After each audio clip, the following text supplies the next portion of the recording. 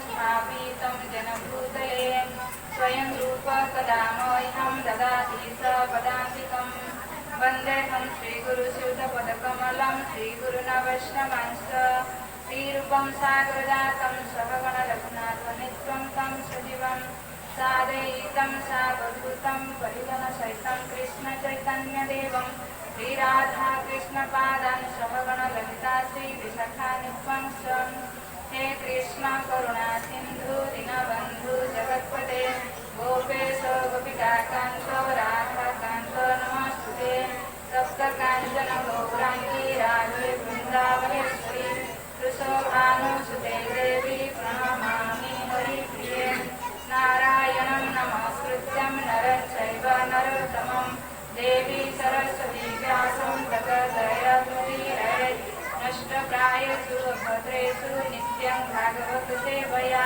भगवत्युत्तमो श्लोके भक्तिर्भवति नैष्ठिकीं कृष्णाय वसुदेवाय देवकीनन्दनाय च नन्दगोपकुमाराय गोविन्दाय नमो नमः। ॐ नमो भगवते कृष्णाय वासुदेवाय धीमहि प्रद्युम्नाय निरुद्धाय नमः संकर्षणाय च नीलाचल निवासाय नित्याय परमात्मने बलभद्र सुभद्राभ्यां जगन्नाथाय ते नमः। पंचतत्त्वात्मक कृष्ण भक्तरूप स्वरूपकं भक्तावतारं भक्ताख्यं नमामि भक्तशक्तिकं वृन्दाय तुलसीदेवै प्रियाय केशवस्य च विष्णुभक्तिप्रदेवी सत्यवत्यै नमो नमः। वाञ्छाकल्पतरुभ्यश्च कृपासिन्धुभ्येव च पतितानां पावनेभ्यो वैष्णवेभ्यो नमो नमः। जय श्री कृष्ण चैतन्य प्रभु नित्यानंद श्री अद्वैत गदाधर शिवासादि गौरभक्तवृंद हरे कृष्ण कृष्ण कृष्ण हरे हरे हरे राम राम राम हरे हरे हरे कृष्ण कृष्ण कृष्ण हरे हरे हरे राम राम राम हरे हरे हरे कृष्ण कृष्ण कृष्ण हरे हरे हरे राम राम राम हरे हरे। ओम नमः भगवते वासुदेवाय। ओम नमः भगवते वासुदेवाय। ओम नमः भगवते वासुदेवाय। ओम नमः भगवते वासुदेवाय। ओम नमः भगवते वासुदेवाय। ओम नमः भगवते वासुदेवाय। मुखं करोति वाचालं पङ्गुलं हयते गिरिं यत्कृपातमं वन्दे श्रीगुरुदिनतारिणं परमानन्दमाधवं श्रीचैतन्येश्वरम्। नमः विष्णुपादाय कृष्णपृष्ठाय भूतले श्रीमते जयप्रकाशाय नामिने नमः आचार्यपादाय निताय कृपापदाय नमः गौरकथा धामदाय नगरग्रामपारिणे नमः विष्णुपादाय कृष्णपृष्ठाय भूतले श्रीमते भक्तिवेदांत स्वामिने नामिने नमस्ते सरस्वती देवे गौरवाणी प्रचारिणे निर्विशेष शून्यवादी पाश्चात्य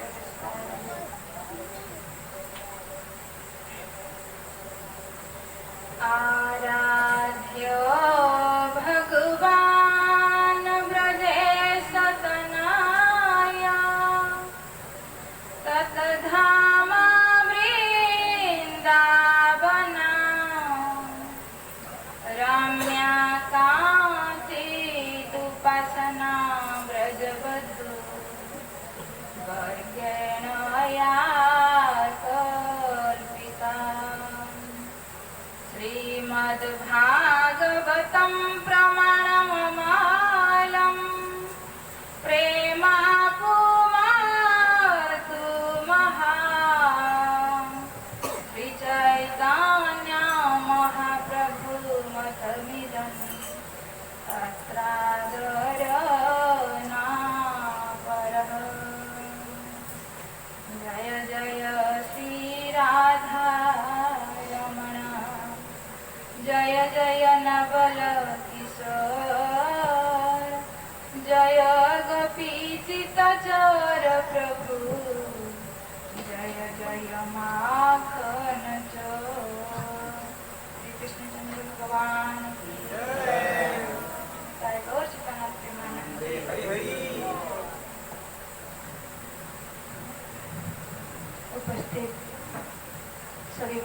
चरण में मोर कोटि कोटि प्रणाम।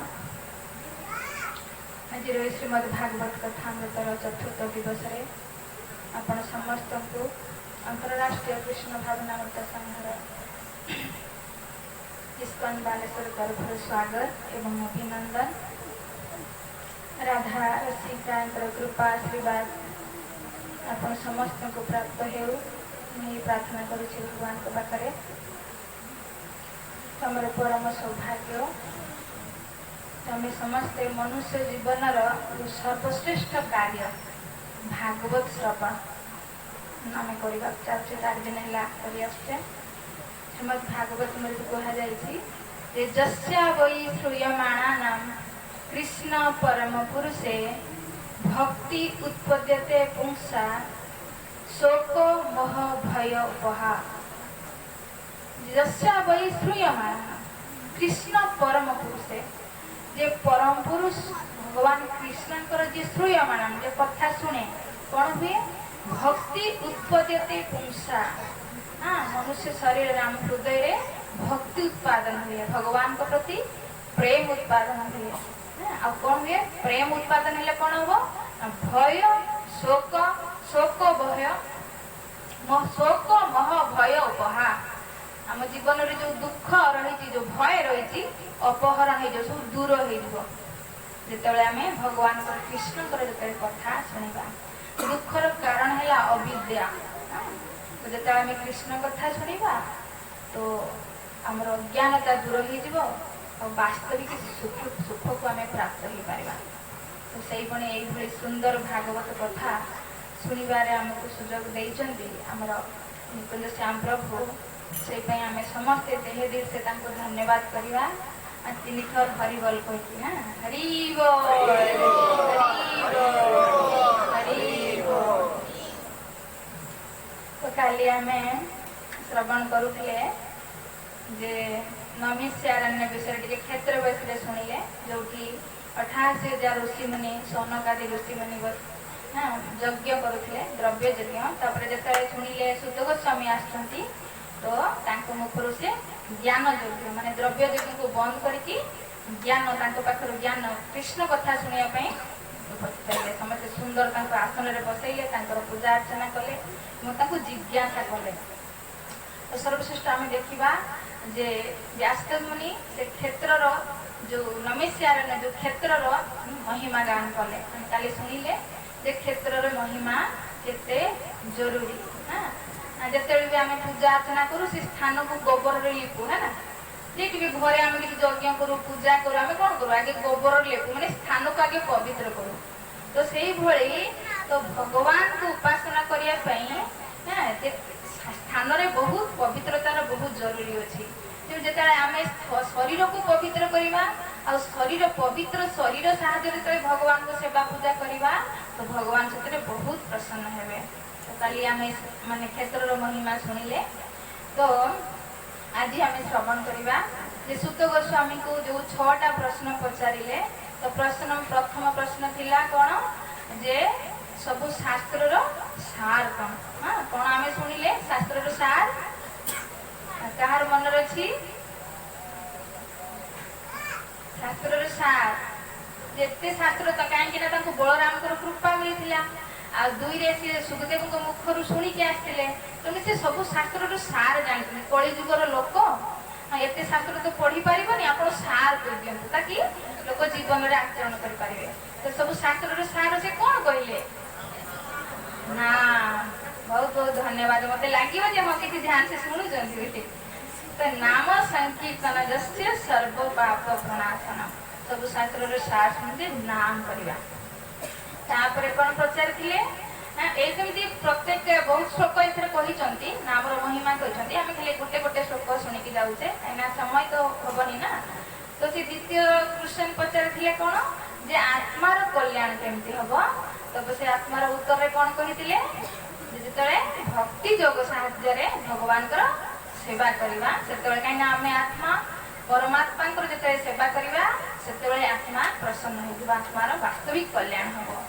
तो तृतीय प्रश्न पचारि जे भगवान कहीं अवतार नियंती हाँ कौन कौन सब अवतार अवतार विषय शुणा तो काली आम से अवतार विषय टी शुणी नथिले आज आम शुणा तो कृष्णकर एमती श्रीमद भागवतम 24 अवतार विषय कहुए ठीक अच्छे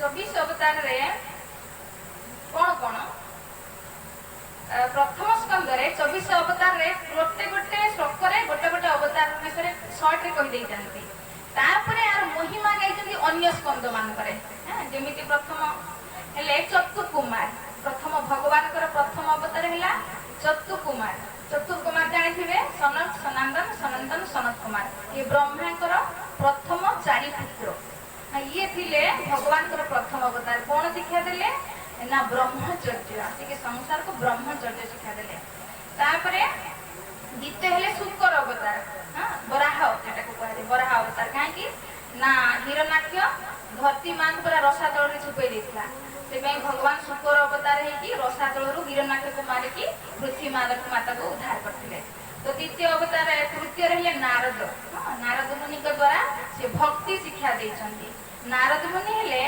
भगवान मन अवतार भगवान मन की इच्छा को जानती तो भगवान इच्छा कौन जे भगवान इच्छा तांकर संतान माने समस्ते संसार दुख मेरु संसार को फेरी भगवान को धाम को जानते से नारद मुनि आसिकी बीणा बजै बजै के लोकों को भक्ति शिक्षा दिखते हेले भगवान तृतीय अवतार चतुर्थ हेले नर नारायण ऋषि पंचम हेले कपिल देव षष्ठ हेले दत्तात्रेय सप्तम हेले यज्ञ अष्टम हेले ऋषभ नवम हेले पृथु दशम हेले मत्स्य 11 हेले कच्छप 12 हेले धनंतरी 13 हेले मोहिनी 14 हेले नृसिंह 15 हेले वामन 16 हेले परशुराम 17 हेले व्यासदेव 18 हेले राम 19 हेले बलराम 20 हेले कृष्ण 21 हेले बुद्ध 22 हेले कल्की आउ 23 हेले हंस 24 हेले चैतन्य महाप्रभु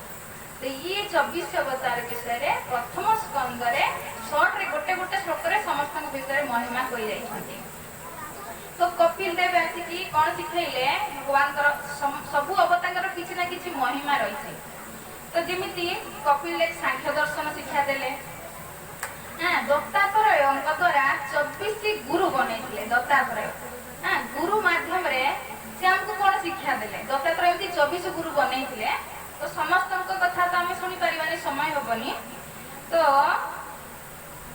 दीटा गुरु आम शुणा जे कौ गुरु शिखिले जे करवानी आ कौ गुरु शिखिले जे करवा तो आम दीटा शुणा बहुत सुंदर भागवत में बहुत सुंदर शिक्षा अच्छी जेटा कि ये सब भागवत पढ़े आम जाना कहीं आम सब तो नहीं पारानी तो किसी आम शुणा तो गोटे शिखिले महुमाछी दत्तात्रेय भगवान गोटे अवतार महुमाछी कौन शिखिले ना महुमाछी कौन करे आप देखिए से सुंदर सुंदर फूल रु सब सुगंध को नहीं तार बसारे सब महू बसई रखी है ना तो दिन सारा से परिश्रम करे महू संजोटी तार गोटे भगवान एत सुंदर कला देते आम कर आमको फूल दि जाए चुबे खाई किंतु ता भर महू काढ़ी पारे कि एति शक्ति देती सी से रस बाहर करके फेणा सजे रखी था भावु थाए कौन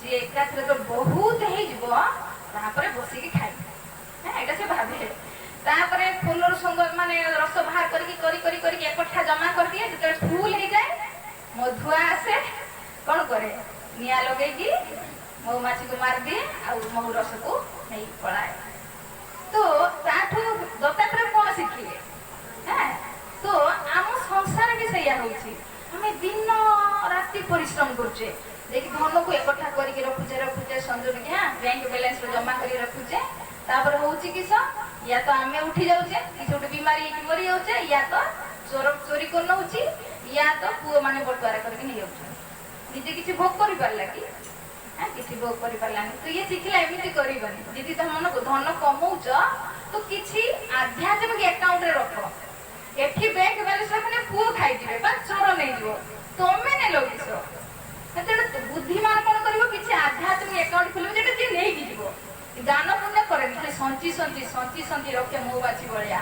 महुमाछी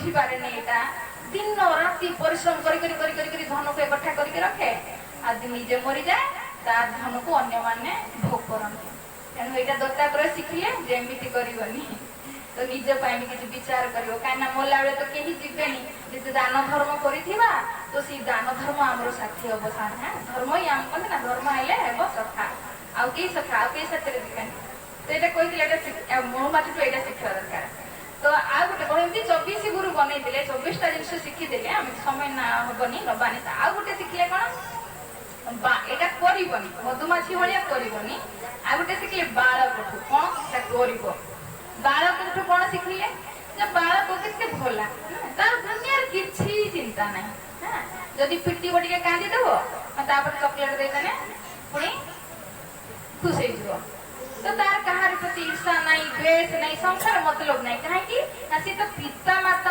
आश्रित थाए तार निजर से निजर केवे चिंता ही करे कारण कौन ना से बापा मान आश्रित थाए से बालक भाई आम भगवान आश्रित हवा दरकार यदि भगवान आश्रित हो तुमको आमको भी कौन सी दुनिया चिंता रही जेहेतु आम बालक भाया हो पारे हाँ तो से कहते बालक भाया हुआ तो दुनिया किसी चिंता रही तो यहाँ कर एमती अनेक गुरु बनई दत्तात्रेय शिक्षा देते बहुत सुंदर ऋषभ भगवान गोटे अवतार जी आम शुणिकी गले ऋषभ देव आसिक आम शुणीचे 100टा पुत्र थे हाँ तो 100टा पुत्र 81 जन कर्मकांडी ब्राह्मण थे आउ 9 जन 9टा द्वीपर राजा थे आउ जड़े राजा जे भरत महाराज पूरा पृथ्वीर सम्राट थे आउ 9 जन जे नवयज्ञेन्द्र थे आम शुणिकी जाइए तो थरे ऋषभ देव सबू पुत्र को जो राज्य को आसते तो सबू पुत्र को एकठा कले एकादशी कर्मकांडी ब्राह्मण जे भी डकेले 9 द्वीपर जो राजा थे भी डकेले स्वयं भरत महाराज भी रहिले आउ ये नवयज्ञ सब पुओं को डकई उपदेश दौरान पुत्र माध्यम आम सारा संसार को बहुत सुंदर शिक्षा ऋषभदेव जी खाली आम चर्चा करिया ऋषभदेव शिक्षा तो पूरा 7 दिन जीव बहुत सुंदर शिक्षा अच्छी तो आम 2टा शिक्षा शिखा 2टा श्लोक एत सुंदर आमको शिक्षा दौरान तो सी पुत्र को कौन कहते जे जननी न सस्यात् पिता न सस्यात् गुरु न सस्यात् राजा न सस्यात् स्वजन न सस्यात् न मोचये समुपेत्य मृत्यु हाँ कौन कहते से जननी जननी नुह से पिता पिता नुह से गुरु गुरु नुह से राजा राजा नुह हाँ से स्वजन स्वजन सब माने बांधव बांधव नुहे बंधु बंधु नुहे जी न मोचये समुपेत्य मृत्यु जी जी जन्म मृत्यु चक्र जे उद्धार न कर पारा तार माँ हबार योग्यता नहीं गुरु हबार योग्यता नहीं पिता हबार योग्यता नहीं बा बंधु हबार योग्यता नहीं कहीं 84 लाख शरीर मनुष्य शरीर आमको मिली तो मनुष्य शरीर ही एकमात्र आम मुक्ति को पाई अन्य जीवन को यह सुविधा दि जाए तो मनुष्य जीवन पाइला परे जदि आम भगवत धाम को प्राप्त न कले हाँ जदि माँ से शिक्षा नदेला गुरु से शिक्षा नदेला तो तार माँ हबार गुरु हबार पिता हबार योग्यता नहीं तो किंतु संसार जेहेतु आम ही अज्ञानी आमको निजक जना नहीं मुक्ति केमती प्राप्त करवा तो आम पिला को केमती शिक्षा दवा आम संसार देखुचे जदि छुआ मैंने भी कि भक्ति करिया चाहते बहुत कम तो आजिकल संसार एमती मोबाइल आसला एमती जुग आसला समस्ते प्राय 90% बिगड़ी जाते ना जदि भी किए पिला जी भक्ति करने को चाहिला तो माँ बाप ही करने दूना ये कौन धरी नलु ए अल्प बयस पाठ पढ़ छुआ खेल ठीक अच्छे छुआ टीवी देखु ठीक अच्छे हाँ कि छुआ जब भगवान का नाम करते बसला बापा माँ मना कर दौरान तो हूँ संसार आम देखुचे एवं गोटे आपंकर गत वर्ष गला ना टीवी प्राय भाइराल होता इस्कन वाला कौन शिखौंट तो छुआ मैंने सब ब्रह्मचारी मैंने सब चाकरी बाकरी छाड़ी मंदिर जॉइन कर दौरान कौन माइंड वाश कर अनेक पिता माता केस करते पे इस्कन कहीं आजिकल बहुत कम लोग आध्यात्मिक को स्वीकार करते तो जिते बड़े से माने प्रभुपादर ग्रंथ संपर्क पढ़ुं बुझुं यारे यारे आम मनुष्य जीवन मिली हाँ तो भगवान को प्राप्त करने जो कहीं शास्त्र सार तो सी कहूँ ना तो से सब कौन करते आम चाकरी करिया बहुत पैसा कमेवा तापर विवाह करवा संसार में तो फसीजा माने भगवान को भक्ति करी बाहर मुस्किल हो जो चाकरी बाकरी छाड़ी ब्रह्मचारी है कि बस भक्ति लाइन पशि होती तो बापा माँ कौन भावती अरे एत पाठ पढ़ी मुझे चाकरी करेली आज ये सब छाड़ी छुड़ा देई कोन ब्रह्मचारी हेलानी तो ताकू माने बापा मां को ऊपर केस है सेटा के केटा अज्ञानता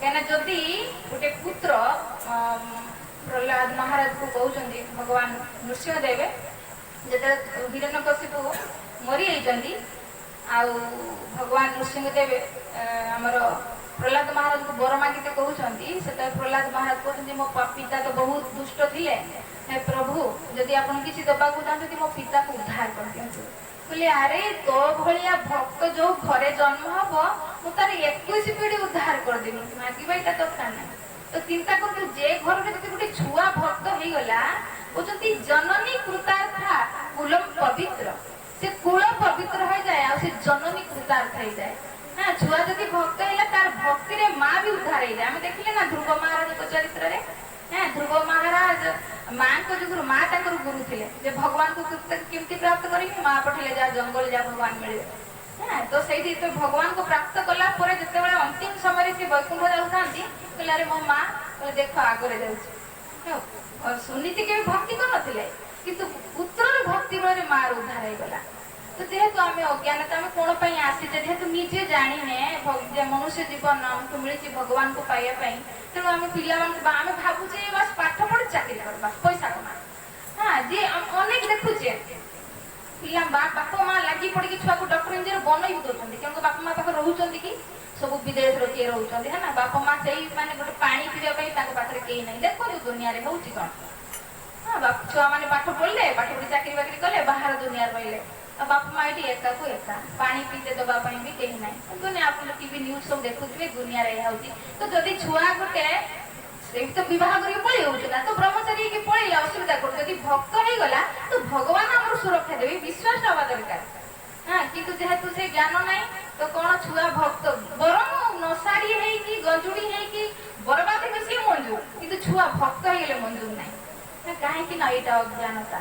हाँ जदि साधु संगे कहते विवेक जागृत हुए हाँ तो आम प्रथम माँ बापर कर्तव्य कौन बोले न मुचुई समुपेत मृत्यु जदि छुआर माने जन्म मृत्यु चक्र उद्धार न कर पारे माँ की कहीं आज आपंकर पुओ मलापुर तो से अवतार हो आप रहा कि किंतु जदि आप भक्ति शिक्षा देखिए भगवत धाम को पठे तो अपना रहा तो कहीं आम देखुचे ये जो गर्भ बहुत जंत्रणादायक कपिल देव को शिक्षा मुझे कहली कपिल देव तृतीय स्कंद पूरा आमर गर्भर आम केमी कष्ट पाऊ केमी प्रार्थना करूँ पूरा तृतीय स्कंद वर्णना कराई हाँ तो से आम पुणी आउ थे रेडी होचे से माँ गर्भ को जावाई आप इमाजिन करूँ गोटे छोट कंजेस्टेड जगार आप भर्ती कर गोटे ड्रम भर्ती कर दि जाए हाँ तो से इलेक्ट्रिक पिसाब भर्ती हो छोटे छोटे माने कीड़ा मकड़ा भर्ती कर दिया ऊपर गरम गरम खाद्य पक तो केमी लगे आम माने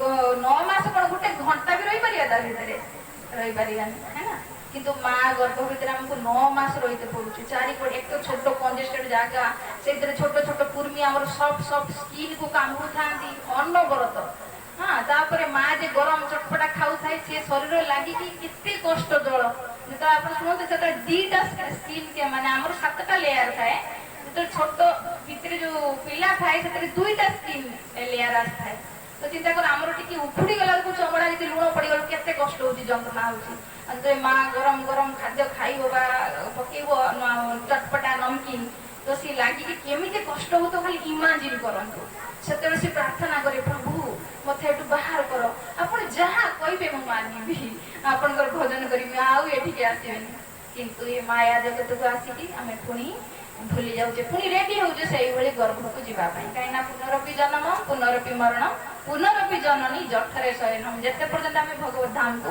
न जाए तेणु से कहते बापा माँ गुरु राधे समस्त कर्तव्य है अधस्तन को जी अधस्तन अच्छा भगवत धाम रास्ता देखा जो धाम को गले ए जगत को आसते पड़ानी ना से माई माँ नुहे से पिता पिता नहीं से गुरु गुरु नहीं किए कहते भगवान वृषभ देव तो द्वितीय श्लोक से कहते पुत्र मान को कौन नायम देह देह भाजानुरुके कष्टान कामान हते भिभुजा में तपा दिव्यं पुत्र का शोध्यजेन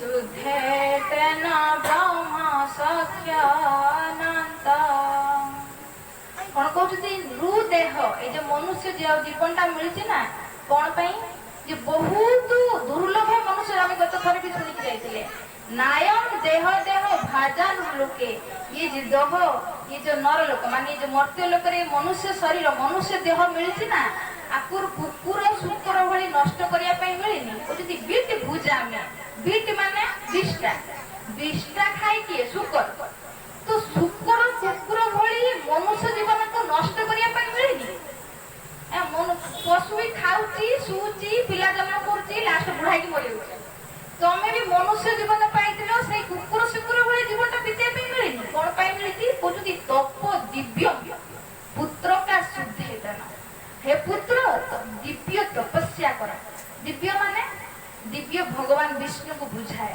कहते भगवान विष्णु कर हाँ तपस्या कर तप दिव्यम तपस्या कर दिव्य माने भगवान विष्णु कर कहीं विष्णु कथा कहले कहीं शिवंकर कहले ब्रह्मांकर कहले अनेक देवी देवता सुनी कहले कहीं ना अन्य देवी देवता पूजा अर्चना कले तपस्या कले आमको आमर कामना तो पूरा हो किंतु हृदय शुद्ध होबनी आम देखिए ना हिरण्यकशिपु 36,500 वर्ष तपस्या कला किंतु ब्रह्मार किंतु हृदय शुद्ध है कि कामना तो पूर्ण हो गला किंतु हृदय शुद्ध है समाज रे आसिकी क्रांति मचेला केवल आतंकवादी बनीगला देवता मान लोक को कष्ट देला हिरण्यकशिपु तार तपस्या करता ब्रह्मा कर किंतु हृदय शुद्ध है आम देखा शिवंकर तपस्या करते किए ना आमर रावण हृदय शुद्ध है कि माँ सीता को हरण कर गला कामना पूर्ण हुए किंतु हृदय शुद्ध हुए तो अन्य देवी देवता पूजा कले कामना पूर्ण हम किंतु हृदय शुद्ध हेनी किंतु विष्णु को आराधना कले हृदय शुद्ध होमिति आमर ध्रुव महाराज जाइए जो सुरुचि अपमानित करते सिंहासन में बसई नदेला से कौन भाविला एमती माने लोक पाइमी जेटा कि बाप को भी देखीदेमी ब्रह्मा भट्ट भी उच्च पद दरकार माँ को आसी कहले माँ कहले चिंता करना भगवान विष्णु भी देपारे तो कौन करिया दरकार ना विष्णु को आराधना करिया दरकार तो 6 मास से भगवान विष्णु को प्रकट करदेले किंतु सेतेबेले जेतेबेले भगवान विष्णु प्रकट होती कहते माग माग बर माग किंतु सेतेबेले कौन कहले ध्रुव महाराज किसी दरकार नहीं मागिते आसते कौन ब्रह्मा को भी उच्च पद दरकार से तपस्या करते किंतु भगवान प्रकट होते मागु जदि माँ कहते कौन प्रभु मु तो काचर तलाश आसली मत मणि मिल जाऊँ जहाँ मणि मिलगला सी काचर दरकार ना देखो तो आपण भाई मणि मत मिलगला मो काच कौन करी देख हृदय शुद्ध होगा से आमर कृष्णदास कविराज गोस्वामी चैतन्य चरितामृत बहुत सुंदर कहते जे अन्य कामी जदि करे कृष्णेर भजन अन्य कामी जदि करे कृष्णेर भजन तथापि कृष्ण सारे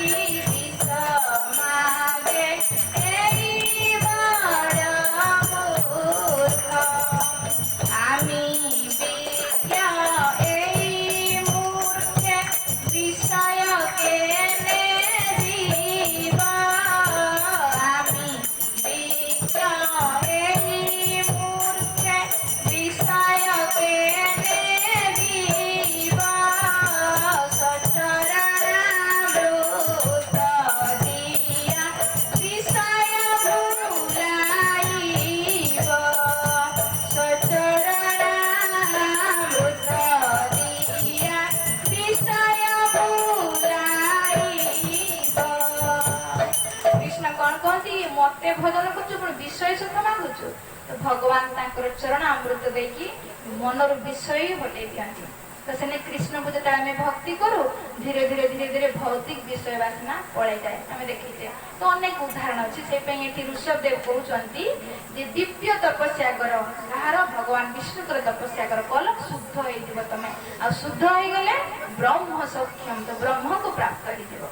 ତ ସେଇପାଇଁ ଅନେକ ଦୃଷ୍ଟାନ୍ତ ଆସେ ଭାଗବତମରେ। ଏଇ ଯୋଉ ଋଷଭ ଅବତାର ଅଛନ୍ତି ସବୁ ଅବତାର କିଛି ନା କିଛି ଆସିକି କାମ କରିକି ଯାଇଛନ୍ତି, କିଛି କିଛି ଉପଦେଶ ଦେଇକି ଯାଇଛନ୍ତି। ତ ମୁଖ୍ୟ 24 ଅବତାର ଭାଗବତମରେ କହିଛନ୍ତି। ଏକ ଶ୍ଲୋକରେ ପ୍ରତ୍ୟେକ ଅବତାର କହି ଯାଇଛନ୍ତି। ତାପରେ ତାଙ୍କର ବିସ୍ତାର ଭାବରେ ଅନ୍ୟ ସ୍କନ୍ଦ ମାନଙ୍କର କହିଛନ୍ତି। ଯେମିତି ବାମନ ଅବତାର ହେଇକି ବଳି ମହାରାଜଙ୍କର ଇଏକୁ ଭାଙ୍ଗିଥିଲେ, ତ ସେଟା ଅଷ୍ଟମ ସ୍କନ୍ଦରେ କହିଛନ୍ତି।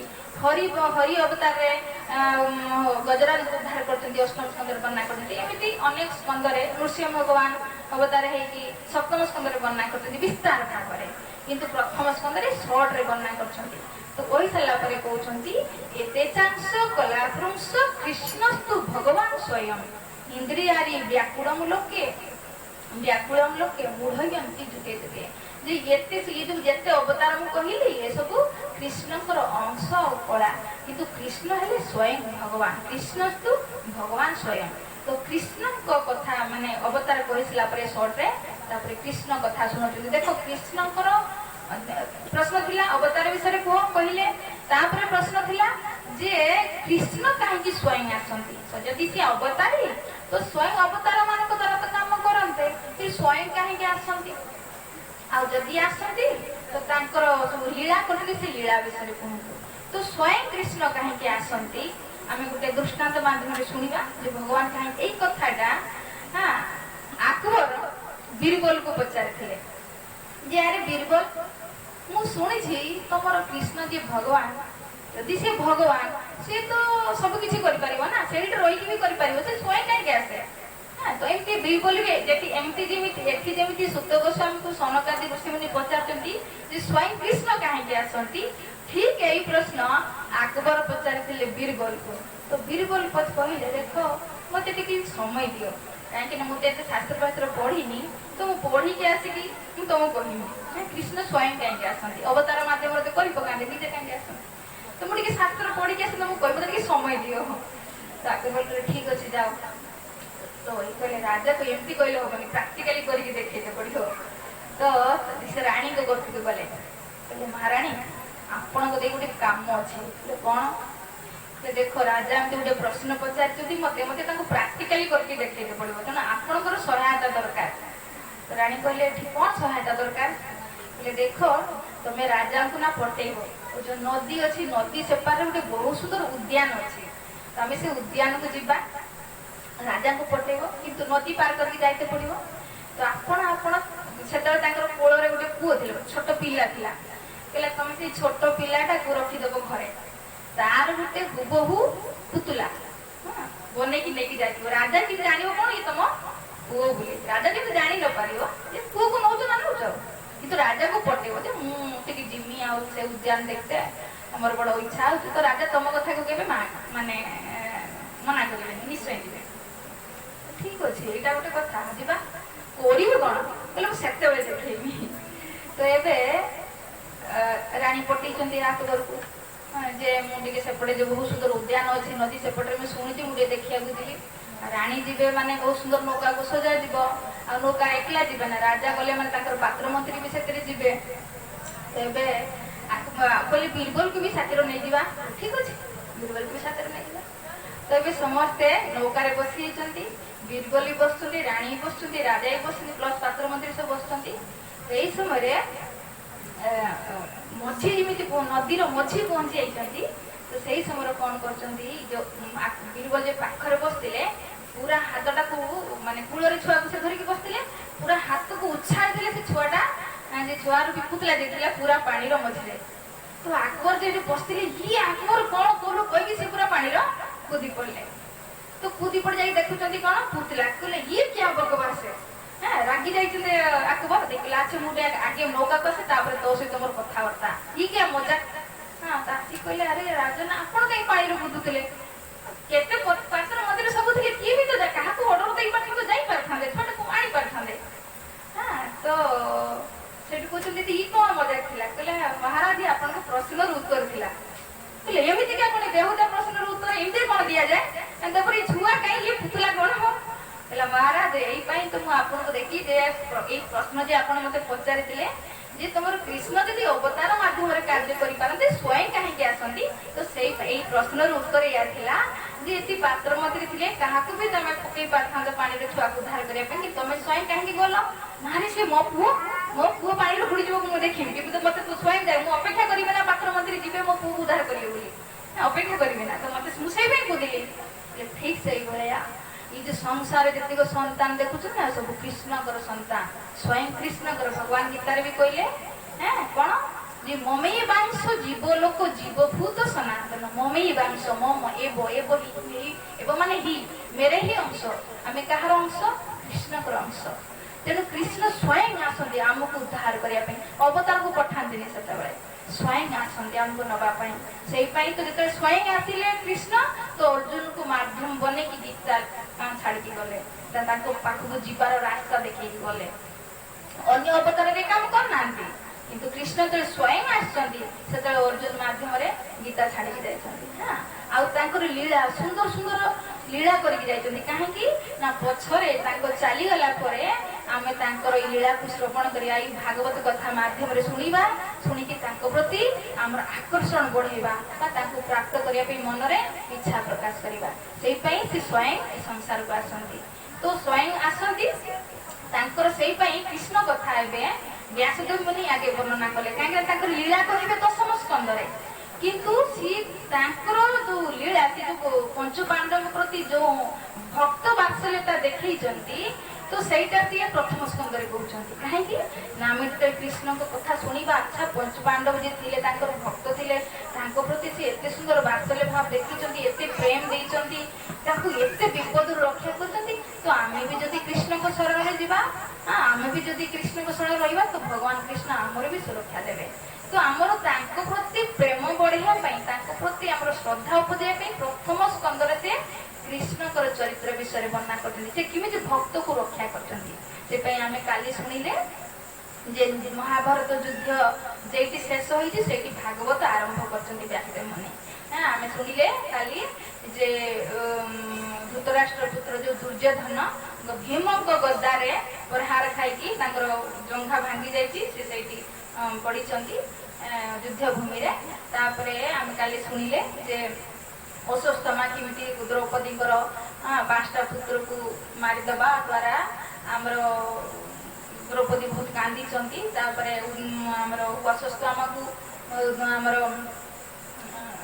ଯେ ଅର୍ଜୁନ କେମିତି ଧରି ଆଣିଲେ, ତାପରେ ତାଙ୍କୁ କେମିତି ଅପମାନ କଲେ, ଏସବୁ କାଲି ଆମେ ଶ୍ରବଣ କଲେ। ତ ଏବେ ଆଜିକାର ଆମେ ଶ୍ରବଣ କରିବା କଣ ଯେ ଆମର ଯୋଉ ଭଗବାନ କୃଷ୍ଣ ସବୁ କିଛି ସେଟେଲ ହେଇଗଲା, ଯୁଧିଷ୍ଠିର ମହାରାଜକୁ ଅଭିଷେକ କରେଇଦେଲେ, ଆଉ 3ଟା ଅଶ୍ୱମେଧ ଯଜ୍ଞ କରେଇଲେ। ତ ସେଇପାଇଁ ଏବେ କହିଲେ ସବୁ କିଛି ତ କାମ ହେଇଗଲା, ହସ୍ତିନାପୁର ସବୁ ଠିକ ଠାକ ହେଇଗଲା, ଆଉ କେତେ ଦିନ ମୁଁ ଏଠି ରହିବି, ତେଣୁ ଏଥର ମୁଁ ଦ୍ୱାରିକା ଫେରିକି ଯାଉଛି। ତ ଯେତେବେଳେ ଦ୍ୱାରିକା ବାହାରୁଛନ୍ତି, ରଥରେ ବସି ଯାଇଛନ୍ତି, ତ ସେଇ ସବୁରେ ଆମର କାଲିର କଥାଟା ଏଇଠି ଥିଲା। ତ କଣ ହେଇଛି ନା ଅଶ୍ୱସ୍ଥ ମା ଯୋଉ ଅପମାନିତ ହେଇକି ଯାଇଥିଲା, ବଦଲିକି ଆଗରେ ଜଳୁଥିଲା। କହିଲା ମୋ କାଇ କୃଷ୍ଣ ଥିବ ମାରିପାରିବିନି, କାହିଁକି ନା ସେ କୃଷ୍ଣର ଯିବାର ସେ ଅପେକ୍ଷା କରିଥିଲା, ଏତେ ଦିନ ହେଇଗଲାଣି ଏବେ କୃଷ୍ଣ ପଳେଇଥିବ। ତ ସେଇପାଇଁ ସିଏ ତାଙ୍କୁ ମାରିବା, ତାଙ୍କର ପୁରା ବଂଶକୁ ମାରିଦେବା ପାଇଁ, ବଂଶ ନାଶ ନିପାତ କରିବା ପାଇଁ ସେ କଣ କରୁଛନ୍ତି, 6ଟା ବ୍ରହ୍ମାସ୍ତ୍ର ଛାଡି ଦେଇଛନ୍ତି। ତ 5ଟା ବ୍ରହ୍ମାସ୍ତ୍ର ପଞ୍ଚୁ ପାଣ୍ଡବଙ୍କ ପାଇଁ, ଆଉ ଗୋଟେ ବ୍ରହ୍ମାସ୍ତ୍ର ଯେ ଉତ୍ତରା ଗର୍ଭରେ ଯୋଉ ସନ୍ତାନ ଥିଲା ସେ ସନ୍ତାନକୁ ମାରିବା ପାଇଁ।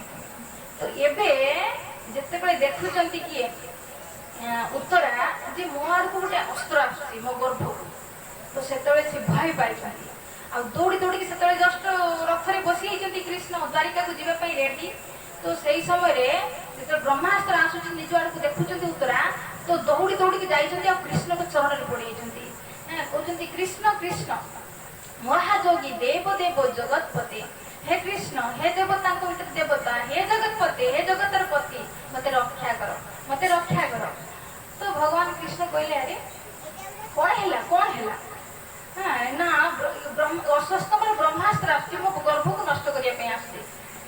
ବର୍ତ୍ତମାନ ଏଠି ବହୁତ ସୁନ୍ଦର ଆମର ବିଶ୍ୱନାଥ ଚକ୍ରଧର ଠାକୁର ଭାବ ପ୍ରସ୍ତୁତ କରୁଛନ୍ତି, ଏଇ ଶ୍ଲୋକର ଭାବକୁ ପ୍ରସ୍ତୁତ କରୁଛନ୍ତି ଯେ ଭଗବାନ କୃଷ୍ଣ କହୁଛନ୍ତି ଆରେ ତୁ ମୋ ପାଖକୁ କାହିଁକି ରଖିବା ପାଇଁ ଆସିଛୁ? ତୋର ଯୋଉ ଶ୍ୱଶୁର ମାନେ ବି ପ୍ରାଜାଦାତା ଯୁଦ୍ଧ କରିକି ଜିତିକି ଆସିଛନ୍ତି ନା, ତାଙ୍କୁ ଯୁଦ୍ଧରେ ପୁରା ଏକ୍ସପିରିଏନ୍ସ ଅଛି। ତୁ ଯଦି ଶରଣ ନେବାକୁ ତୁ ପିତା ମାନଙ୍କ ପାଖକୁ ଶରଣରେ ଯା, ଶ୍ୱଶୁର ମାନଙ୍କ ଶରଣରେ ଯା, ସେ ତତେ ରକ୍ଷା କରିବେ। ତୁ ମୋ ଶରଣରେ କାହିଁକି ଆସୁଛୁ? ମୁଁ ତ ଗ୍ୱାଲା, ଗାଈ ଚରେଇବା ମୋ କାମ, ମୁଁ ତୋର କେମିତି ରକ୍ଷା କରିମି? ତ ବହୁତ ସୁନ୍ଦର ସେଇ ଶ୍ଲୋକରେ ଉତ୍ତରା କହୁଛନ୍ତି ଯତ୍ର ମୃତ୍ୟୁ ପରସ୍ପର, ଯେ ପ୍ରଭୁ ଏମାନଙ୍କ ଶରଣରେ ଯେ ଯିବାକୁ କହୁଛ ନା, ସେମାନେ ଯତ୍ର ମୃତ୍ୟୁ ପରସ୍ପର, ଏମାନେ ପରସ୍ପରକୁ ମାରି ପାରିବେ, ଗୋଟେ ସେକେଣ୍ଡରେ ହଜାରକୁ ମାରି ପାରିବେ, କିନ୍ତୁ ହଜାର ଯୁଗ ବିତି ଗଲେ ବି ଜଣକୁ ବି ବଞ୍ଚେଇ ପାରିବେନି। ବଞ୍ଚେଇବା କାମ ତ କେବଳ ଆପଣ ହିଁ କରିପାରିବେ, ହେ ନା? ଆମେ ବି ଦେଖୁଛେ ଦୁନିଆରେ ଡେଲି ଆପଣ ନ୍ୟୁଜ ପେପର ପଢନ୍ତୁ, କିଏ ନା କିଏ କେହି ନା କେହି ମରୁଛନ୍ତି, ହେ ନା? ମରିବା ନ୍ୟୁଜଟା ଡେଲି ଶୁଣିଛେ। କେମିତି ନ୍ୟୁଜ ଶୁଣିଛେ କି ଜଣେ ମରି ଯାଇଥିଲା ଆଉ ଏମିତି ଜଣେ ବ୍ୟକ୍ତି ଆସିଲା ଆଉ ତାକୁ ବଞ୍ଚେଇ ଦେଲା, ଏମିତି କେବେ ନ୍ୟୁଜ ଆସିଛି? ଶୁଣିଛନ୍ତି କି? କିନ୍ତୁ ଆମେ ଭାଗବତରେ ଦେଖିଲେ କଣ, ଭଗବାନ କୃଷ୍ଣ ବଞ୍ଚେଇଛନ୍ତି, ହେ ନା? ଯେତେବେଳେ ସନ୍ଦୀପନୀ ମୁନିଙ୍କ ଆଶ୍ରମରେ ଯେତେବେଳେ ତାଙ୍କର ବିଦ୍ୟା ଶେଷ ହେଲା, ଗୁରୁଙ୍କୁ କହିଲେ ଦକ୍ଷିଣା ମାଗିବା ପାଇଁ, ତ ଗୁରୁଦେବ କହିଲେ ମତେ କିଛି ଦରକାର ନାହିଁ, କିନ୍ତୁ ମା ଗୁରୁ ମାତା କହିଲେ କଣ, ସେ ଜାଣି ଯାଇଥିଲେ ସ୍ୱୟଂ ଭଗବାନ ବୋଲି, କହିଲେ ମୁଁ ଜାଣିଛି ତମେ ଭଗବାନ ବୋଲି, ତ ଯଦି ଦକ୍ଷିଣା ଦେବାକୁ ଚାହୁଁଛ, ମୋ ପୁତ୍ର, ମୋର 2ଟା ପୁତ୍ର ଥିଲେ, ସମୁଦ୍ରରେ ଯେ ଗାଧେଇବାକୁ ଯାଉଥିଲେ ଫେରି ନଥିଲେ, ସମୁଦ୍ରରେ ବୁଡିକି ମରିଯାଇଥିଲେ, ତ କହିଲେ ମୋ ପୁତ୍ରକୁ ଫେରେଇ ଆଣ, ଯଦି ତମେ କିଛି ଦକ୍ଷିଣା ଦେବାକୁ ଚାହୁଁଛ ବାବା ତ ମୋ ପୁତ୍ରକୁ ଫେରେଇ ଆଣ। ତ ଭଗବାନ କଣ କଲେ, ଆମେ ଶୁଣିଛେ ଭାଗବତରେ କଣ, ଭଗବାନ ଯମରାଜ ଆଗେ ତ ବରୁଣ ଲୋକ ଗଲେ, ବରୁଣ କହିଲେ ନା ମୋ ପାଖରେ ତ ନାହିଁ, ତ ତାପରେ ଯମଲୋକକୁ ଗଲେ, ଯମରାଜକୁ ଦରବାରକୁ ନେଇକି ଆସିକି ପୁଣି ମାକୁ ଦେଲେ। ଏ କାମ କେହି ଅଛନ୍ତି ଦୁନିଆରେ କରିବେ? ଭଗବାନ କରିକି ଦେଖେଇଲେ। ମରି ଯାଇଥିଲେ, ଯମଲୋକରେ ଥିଲେ, ଭଗବାନ ତାଙ୍କୁ ନେଇକି ଆଣିକି ଗୁରୁମାତାଙ୍କୁ ଦେଲେ। ଇଏ ଭଗବାନଙ୍କର କାମ। ଏଠି ତ ଜଣକୁ ଉଦ୍ଧାର କଲେ। ଆମର ଯୋଉ ଅଷ୍ଟମ ସ୍କନ୍ଧରେ ସମୁଦ୍ର ମନ୍ଥନ କଥା ଆସେ, ସେଥିରେ ଦେବତା ଆଉ ଅସୁର ଯେ ମନ୍ଦରାଚଳ ପର୍ବତକୁ ନେଇକି ଯାଉଥିଲେ ସମୁଦ୍ର ମନ୍ଥନ କରିବା ପାଇଁ, ତ ରାସ୍ତାରେ ଏତେ ଭାରି ହେଇଗଲା ପର୍ବତ, ତ ସବୁ କଣ ହେଲେ ପର୍ବତର ତାଙ୍କରି ଉପରେ ପଡିଗଲା, ତ ଦେବତା ଆଉ ଯୋଉ ଅସୁର ଥିଲେ ସବୁ ଚୂର୍ଣ୍ଣୟା ମାସ ମାନେ ପାଉଡର ହେଇଗଲେ, ଦେବତା ଅସୁର ପୁରା ପାଉଡର ହେଇଗଲେ, ଚୂର୍ଣ୍ଣୟା ମାସ ଗୋଟେ ଶବ୍ଦ ଅଛି ସେଠି ଅଷ୍ଟମ ସ୍କନ୍ଧରେ, ସେଠି ଚୂର୍ଣ୍ଣ ହେଇଗଲେ, ପୁରା ପର୍ବତଟା ପଡିଗଲା, ଛତୁ ହେଇଯିବ ପୁରା। କିନ୍ତୁ ଭଗବାନ ଆସିଲେ, ଖାଲି ଦୃଷ୍ଟି ପକେଇଦେଲେ, ଆଖି ଦୃଷ୍ଟି ଟିକେ ପକେଇଦେଲେ, କଣ ହେଲା, ସବୁ ଶୁଇକି ଯେମିତି ଶୁଇକି ଉଠିଲେ, ଆଖି ମଳି ମଳି ଉଠନ୍ତି, ସବୁ ଉଠିଗଲେ। ଦେଖନ୍ତୁ ଚୂର୍ଣ୍ଣ ହେଇଯାଇଥିଲେ, ପାଉଡର ହେଇଯାଇଥିଲେ, କିନ୍ତୁ ଭଗବାନ ଖାଲି ଦୃଷ୍ଟିପାତ କରିଦେଲେ, ସବୁ ଜୀବନ ହେଇଗଲା, ସମସ୍ତେ ଜୀବନ ଦାନ ପାଇଗଲେ। ଇଏ ହେଲେ ଭଗବାନ। ସେଠି ଉତ୍ତରା କହୁଛନ୍ତି, ପ୍ରଭୁ ଆପଣ ଯାହାଙ୍କ ଶରଣରେ ଯାଇତେ କହୁଛନ୍ତି ନା, ଏମାନେ ଯତ୍ର ମୃତ୍ୟୁ ପରସ୍ପରକୁ ମାରି ପାରିବେ, କିନ୍ତୁ ବଞ୍ଚେଇ କେହି ପାରିବେନି, ଆପଣ ହିଁ କେବଳ ବଞ୍ଚେଇ ପାରିବେ। ଇଏ ହେ ଭଗବାନ। ଆଜିକାଲି ସଂସାରରେ କିନ୍ତୁ ତଥାକଥିତ ଭଗବାନ ବାହାରୁଛନ୍ତି, ତାଙ୍କର ବିଭୂତି ବା ତାଙ୍କର କିଛି ପାଦର ମହୁ କିଛି ଗୋଟେ ଆଶ୍ଚର୍ଯ୍ୟ କାମ କରୁଛନ୍ତି, ଆମେ ତାଙ୍କୁ ଭଗବାନ କରିକି ପୂଜା କରୁଛେ। ଭଗବାନଙ୍କୁ ପରୀକ୍ଷା କରିବା ପାଇଁ ତ ଶାସ୍ତ୍ରରେ କୁହାହଉଛି ଅତି କମରେ ତାଙ୍କର 5ଟା ଯୋଗ୍ୟ, ଯିଏ ବି ଭଗବାନ କହୁଛି ବା ଭଗବାନଙ୍କର ଅବତାର ବୋଲି କହୁଛି, ତାଙ୍କର 5ଟା ଯୋଗ୍ୟତା ଦେଖିବ, ତାକି ଆପଣ ମାନେ ବି ଏଟା ଜାଣିକି ରଖିବେ, ଭବିଷ୍ୟତରେ କେବେ ଯେମିତି ଠକିବେନି। ଯିଏ ବି ନିଜକୁ ଭଗବାନ କହୁଛି, କମ ସେ କମ ତା ପାଖରେ 5ଟା ଯୋଗ୍ୟତା ଥିବା ଦରକାର। କଣ କଣ ମନେ ରଖିବେ, ଧ୍ୟାନ ସେ ଶୁଣିବେ ହେଲା। କଣ ତାଙ୍କ ପାଖରେ ପ୍ରଥମ ଯୋଗ୍ୟତା ହେଲା 6ଟା ଐଶ୍ୱର୍ଯ୍ୟ ପରିପୂର୍ଣ୍ଣ ମାତ୍ରାରେ ଥିବା ଦରକାର। 6ଟା ଐଶ୍ୱର୍ଯ୍ୟ କଣ, ଯଦି ଐଶ୍ୱର୍ଯ୍ୟସ୍ୟ ସମଗ୍ରସ୍ୟ ବୀର୍ୟସ୍ୟ ଯଶସ୍ୟ ଜ୍ଞାନ ବୈରାଗ୍ୟଶ୍ଚୈବ ଶୋଷଣ ଭୋଗ ଇତି ଗଣା। ଭଗବାନ କାହାକୁ କୁହାଯାଏ ନା, ଯାହା ପାଖରେ ସମଗ୍ର ଐଶ୍ୱର୍ଯ୍ୟ ରହିଛି, ତାଙ୍କଠୁ ଧନୀ ଦୁନିଆରେ କେହି ନାହିଁ। ଯିଏ ଏତେ ଧନୀ, ତାଙ୍କଠୁ ମାନେ ଶ୍ରେଷ୍ଠ ଧନୀ ଆଉ କେହି ନାହିଁ, ତ ସିଏ ହେଲେ ଭଗବାନ କୃଷ୍ଣ। ଯାହାର ଲକ୍ଷ୍ମୀ ଶତ ସହସ୍ର ସବ୍ୟମାନ, ଜଣେ ଲକ୍ଷ୍ମୀ ନୁହେଁ, ହଜାର ହଜାର ଲକ୍ଷ୍ମୀ ଯାହାର ଲାଇନରେ ଛିଡା ହେଇଛନ୍ତି ସେବା କରିବା ପାଇଁ। ଆମେ ତ ସଂସାରରେ ଲକ୍ଷ୍ମୀର ଟିକେ କୃପା କଟାକ୍ଷ ପାଇବା ପାଇଁ କେତେ ପୂଜା ଅର୍ଚ୍ଚନା କରୁଛେ, କିନ୍ତୁ ଭଗବାନଙ୍କ ଚରଣକୁ ସବୁବେଳେ ଲକ୍ଷ୍ମୀ ବସିକି ଦବଉଛନ୍ତି। ତ ତାଙ୍କଠୁ ଧନୀ କେହି ନାହିଁ। ଯିଏ ଭଗବାନ କହୁଛି, ସେ ତାଙ୍କ ପାଖରେ ସମଗ୍ର ଧନ ଥିବା ଦରକାର। ଆଉ କଣ, ଐଶ୍ୱର୍ଯ୍ୟ ସମଗ୍ର ବୀର୍ୟ ମାନେ ବଳ, ସେ ସବୁଠୁ ବଳବାନ ହେଇଥିବା ଦରକାର, ତାଙ୍କଠୁ ବଳବାନ କେହି ଯେମିତି ଆଉ ନଥିବେ।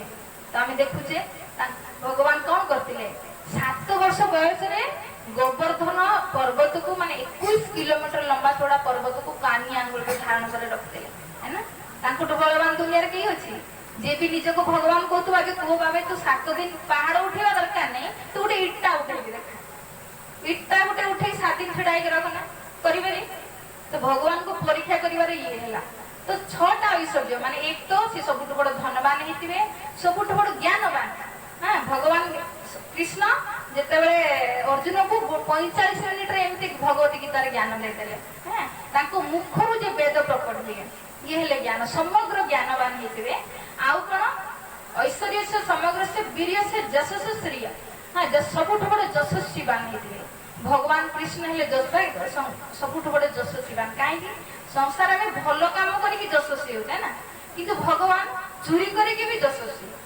है ना माखन चोरी कर गुणगान करते तो ये चोरी करके भी यशस्वी तो से भगवान हेले समस्त समग्र सब यशस्वीवान आउ एक तो सब बड़ धनवान ज्ञानवान आम भगवान को ना भगवान ऐश्वर्य जहाँ पाखे 6टा ऐश्वर्य पूर्ण मात्रा थी तो कौन एक तो धनवान ज्ञानवान बलवान आउ सौंदर्यवान आउ ज्ञानवान आउ वैराग्यवान से सबुठ बड़ वैरागी भी होता दरकार वैरागी मान आम देखा कृष्ण को केते भल पाती गोपी माने किंतु गोटे क्षण रे छाड़ देकी पळेले आप राम भगवान को देखंतु जते बेले कोई के तांको वनवास दबाला संगे संग वनवास बाहर की चले गले किटे क्षण रे वैराग्य तांको जीवन रे भगवान देखैछंती तो ये 6टा ऐश्वर्य कोन मन रखिबे धनवान ज्ञानवान बलवान सौंदर्यवान जशवान आ कौन रहा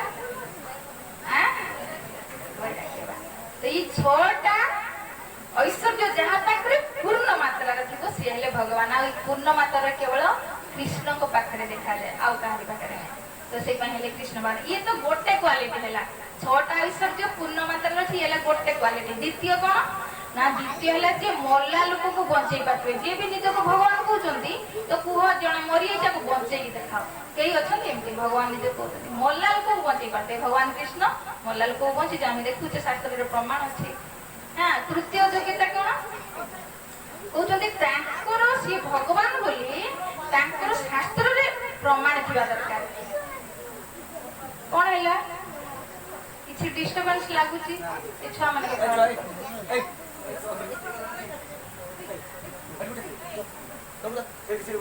तो ये भागवत ज्ञान योग्य ना तो ये किसी ज्ञान मिलूँ मन रखा हुए तो मुझे भूली जी कि आपण मैंने मन रखिले मत मन पकईदे तो ये जो शुणुंट ना राति शुला बेले भाग्य मिसेबे कौन कहले भगवान समग्र 6टा ऐश्वर्य तो मन पकेबे तो ये भगवत स्मरण हम हाँ तो मुझे स्मरण केमती करेंगे शुई शुई भावे कौन कौन आज कहूँ आपण मान पढ़ी टाइम मिले प्रभु को पचारत टोटाल पढ़ते टाइम खाली जे शुए जे पढ़ी आसे खाली स्मरण करे तो फिर भी से एत तो ये माने स्मरण शक्ति एत नुह ना कि भूली भी जापे तो से मत क्षमा करेंगे तो कहीं भगवान को कथा आसला जेहेतु लोक मैंने सरल लोक ठकती बहुत ठकुंट हाँ सरल लोक को भगवान कह ठकुंट देखिए भगवान को पूजा छाड़ी बाबा बापा को पूजा करते कहीं भगवान हाँ विभूति से बाहर करदे ये बाहर करदे से बाहर करदे पूजा करते जहाद्वारा कौन हो निज जीवन को अधपतन आड़क नौ से कम से कम जी आसनी के न ठकतु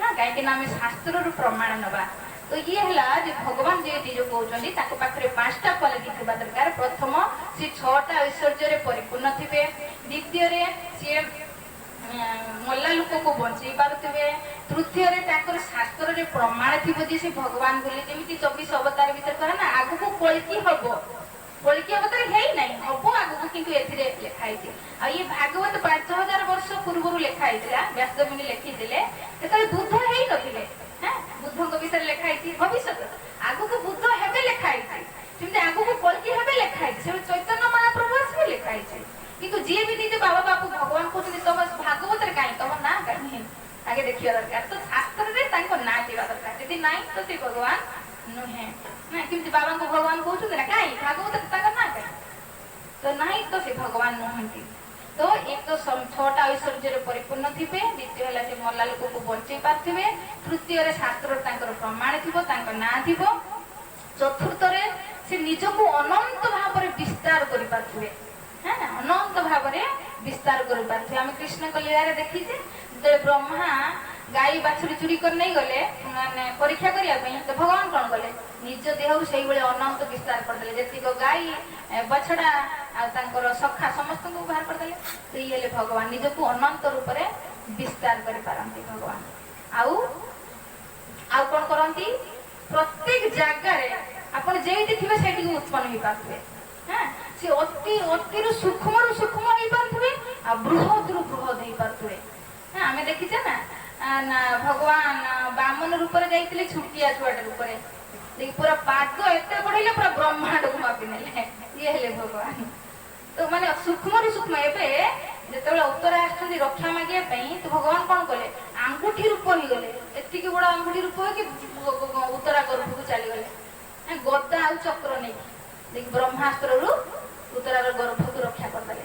ଇଏ ଭଗବାନ ସୂକ୍ଷ୍ମରୁ ସୂକ୍ଷ୍ମ ହେଇପାରୁଥିବେ, ବୃହଦରୁ ବୃହତ ହେଇପାରୁଥିବେ। ଭଗବାନଙ୍କର କିଛି ଯୋଗ। ବିଭୂତି ଖୋଲି ପାଦରୁ ବାହାର କରିଦେଲେ, ମହୁ ପାଦରୁ ବାହାର କରିଦେଲେ କି ଭଗବାନ ନୁହନ୍ତି। ଏ ସବୁ ଡାକ୍ତର ବି ମଣିଷକୁ ଭଲ କରିଦଉଛି ନା କଣ, ତାକୁ ଆମେ ଭଗବାନ ବୋଲି କହୁଛେ କି? ଡାକ୍ତର ବି ଦେଖ ବଡ ବଡ ବିମାରୀରୁ ମୁକ୍ତ ଲୋକଙ୍କୁ ଭଲ କରିଦଉଛି ନା, ଆମେ ତାଙ୍କୁ ଭଗବାନ ମାନୁଛେ? ଆପଣ ଦେଖିବେ ଯାଦୁଗର ମାନେ ଆସନ୍ତି, ଯାଦୁଗର ଆସିକି ଦେଖୁଥିବେ ମଲା ଲୋକ କେମିତି ମାରିଦେଲା ହେଇ ପୁଣି ବଞ୍ଚେଇ ଦେଲା, ତାକୁ ଭଗବାନ କହୁଛି କି? କହୁନା। ତ ସେଇଭଳି ଛୋଟକାଟିଆ କଣ ଗୋଟେ କରିସ୍ମା ଦେଖେଇ ଦଉଛନ୍ତି, ଆମେ ସରଳ ଲୋକ ସେମାନଙ୍କୁ ଭଗବାନ କହିକି ପୂଜା କରତେ ଲାଗି ଯାଉଛେ। ଆଉ ବାସ୍ତବିକ ଭଗବାନ ଯେ ତାଙ୍କ ପୂଜାରୁ ଆମେ ବଞ୍ଚିତ ହେଇଯାଉଛେ। ତ ସେଇପାଇଁ ଏଠି ଉତ୍ତରା କହିଲେ ଏଇପାଇଁ, ଯେହେତୁ ଆମର ଭଗବାନ କିଏ ବୋଲି ଆମେ ପ୍ରଥମେ ସେଟା ଜାଣିବା ଦରକାର, ତାକେ ଜୀବନରେ ଯେମିତି ଆଗକୁ କେବେ ନ ଠକି ନା। ତ ଏଠି ଭଗବାନ ଉତ୍ତରା ଆସିଛନ୍ତି ତ ରକ୍ଷା ମାଗିବା ପାଇଁ, ତ ଭଗବାନ ସାଙ୍ଗେ ସାଙ୍ଗେ ଯାଇକି ରକ୍ଷା କରୁଛନ୍ତି। 5ଟା ଅସ୍ତ୍ରରୁ, ବ୍ରହ୍ମାସ୍ତ୍ରରୁ ପଞ୍ଚୁପାଣ୍ଡବଙ୍କୁ ରକ୍ଷା କରୁଛନ୍ତି, ଆଉ 6ଟା ଅସ୍ତ୍ରରେ ଯୋଉ ଉତ୍ତରାର ଗର୍ଭକୁ ରକ୍ଷା କରୁଛନ୍ତି, ପରୀକ୍ଷିତ ମହାରାଜଙ୍କୁ ରକ୍ଷା କରୁଛନ୍ତି। ତ ଯେତେବେଳେ ଐଶ୍ୱର୍ଯ୍ୟ ରୂପ ଦେଖିଦେଲେ କିଏ, କୁନ୍ତୀ, ତ ଯେତେବେଳେ କୁନ୍ତୀ ଦେଖିଦେଲେ ଭଗବାନଙ୍କର ଐଶ୍ୱର୍ଯ୍ୟ ରୂପ, ତୁରନ୍ତ କଣ କଲେ, କୃଷ୍ଣଙ୍କ ପାଖକୁ ଯାଇକି ତାଙ୍କ ଚରଣରେ ପଡିଗଲେ। କିଏ, କୁନ୍ତୀ ଦେବୀ। କାହିଁକି ନା କହିଲା, ଆରେ ଭଗବାନ ଏବେ ତୁରନ୍ତ, କୁନ୍ତୀ କିଏ ଥିଲେ, ତାଙ୍କର ବୁଆ ମାନେ ବୁଝିପାରୁଛନ୍ତି ନା, ପିଇସି ମା। ବସୁଦେବ ଆଉ କୁନ୍ତୀ ଇଏ 2 ଜଣ ଭାଇ ଭଉଣୀ। କୁନ୍ତୀ ହେଲେ ସୁରସେନ ଆଉ ମରିସା, ଆଙ୍କର 15ଟା ଛୁଆ ଥିଲେ, ମାନେ 10ଟା ପୁଅ ଆଉ 5ଟା ଝିଅ। 5ଟା ଝିଅରୁ ସବା ସାନ ହେଲେ କୁନ୍ତୀ, ତାଙ୍କ ନାଁ ଥିଲା ସେତେବେଳେ ପୃଥା। ଆଉ 10ଟା ପୁଅ ଭିତରେ ସବୁଠୁ ସାନ ଥିଲେ ବସୁଦେବ। ତ ସେଇପାଇଁ ଏ ଭାଇ ଭଉଣୀ। କିନ୍ତୁ ପୃଥାକୁ କୁନ୍ତୀ ଭୋଜ ନେଇ ଯାଇଥିଲେ। କୁନ୍ତୀ ଭୋଜ ହେଲେ ସୁରସେନଙ୍କର ସାଙ୍ଗ, ମାନେ ମିତ୍ର। ତାଙ୍କର କୌଣସି ସନ୍ତାନ ନଥିଲା, ସେ ସୁରସେନକୁ ମାଗିଥିଲେ, କହିଲେ ତୋର ଯେତେବେଳେ ଟିକେ ପିଲା ହବ, ଯିଏ ପିଲା ହଉ ତୁ ମତେ ତୁ ଦାନ କରିବ। ତ ବଚନ ଦେଇଥିଲେ, ଠିକ ଅଛି। ତ ଦେଖିଲାକୁ ଝିଅଟେ ହେଇଥିଲେ, ତ କହିଲେ ଠିକ ଅଛି, ଯାହା ବି ପୁଅ ହଉ ଝିଅ ହଉ, ଯୋଉ ପିଲାଟା ହବ ତୁ ମତେ ଦବୁ। ତେଣୁ କଥା ଅନୁସାରେ, ବଚନ ଅନୁସାରେ ସେ ପୃଥାକୁ ଦେଇଦେଲେ କାହାକୁ, କୁନ୍ତୀ ଭୋଜକୁ। ତେଣୁ କୁନ୍ତୀ ଭୋଜ ତାଙ୍କୁ ତାଙ୍କ ନିଜ ନାଁ ଦେଇଥିଲେ କୁନ୍ତୀ। ଯେତେବେଳେ ତାଙ୍କୁ ଗୋଦ ନେଇଥିଲେ, ତାଙ୍କ ନାଁ ନିଜ ନାଁରେ ତାଙ୍କ ନାଁ ରଖିଥିଲେ କୁନ୍ତୀ। ତାପରେ ଭବିଷ୍ୟତରେ ଆମେ ଦେଖିଲେ କୁନ୍ତୀକୁ ବିବାହ କଲେ କି ପାଣ୍ଡୁ, ରାଜା ପାଣ୍ଡୁ। କିନ୍ତୁ ପାଣ୍ଡୁ, ଯେହେତୁ କୁନ୍ତୀଙ୍କ କଥା ଆସୁଛି ଆମେ ଶୁଣିବା, ଆଜି ଯେତିକି ବାଟେ ଯିବ, ବହୁତ ସୁନ୍ଦର କୁନ୍ତୀଙ୍କ ଜୀବନ ଚରିତ୍ର। ତ କୁନ୍ତୀ କଣ କଲେ, ପାଣ୍ଡୁଙ୍କ ସହିତ ବିବାହ କରିସାରିଲା ପରେ, ତ ଆମେ ଦେଖିଛେ ଧୃତରାଷ୍ଟ୍ର, ପାଣ୍ଡୁ ଆଉ ଆମର ବିଦୁର ତ ଦାସୀଙ୍କର ପୁତ୍ର ଥିଲେ, ତେଣୁ ସିଏ ରାଜା ହେବେନି। ଆଉ ଧୃତରାଷ୍ଟ୍ର ଅନ୍ଧା ଥିଲେ, ତେଣୁ ଯଦି ନିଜେ ଅନ୍ଧା, ଯେ ନିଜର ରକ୍ଷଣାବେକ୍ଷଣ କରିପାରିବେନି, ସେ ପ୍ରଜାର ରକ୍ଷଣାବେକ୍ଷଣ କେମିତି କରିବ? ସେଇପାଇଁ ସେ ଜ୍ୟେଷ୍ଠ ପୁତ୍ର ହେଇକି ବି ସେ ରାଜା ହେଇପାରିଲେ ନାହିଁ, ସେ ପାଣ୍ଡୁ ରାଜା ହେଇଥିଲେ। କିନ୍ତୁ ପାଣ୍ଡୁଙ୍କର ଗୋଟେ କଣ ଥିଲା, ସିଏ ଅସୁସ୍ଥ ରହୁଥିଲେ ସବୁବେଳେ।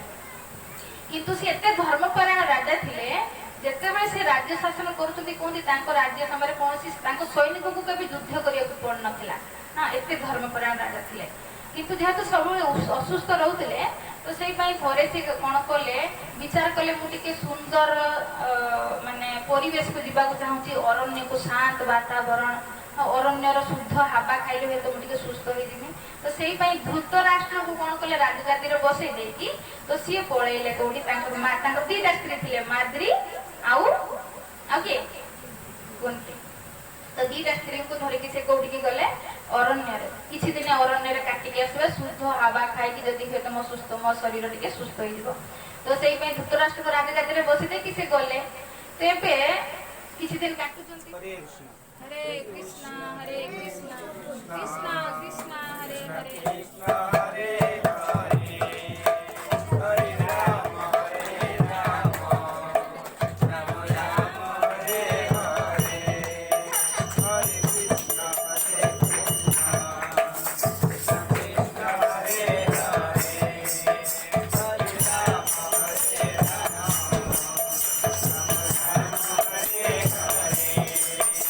हरे कृष्णा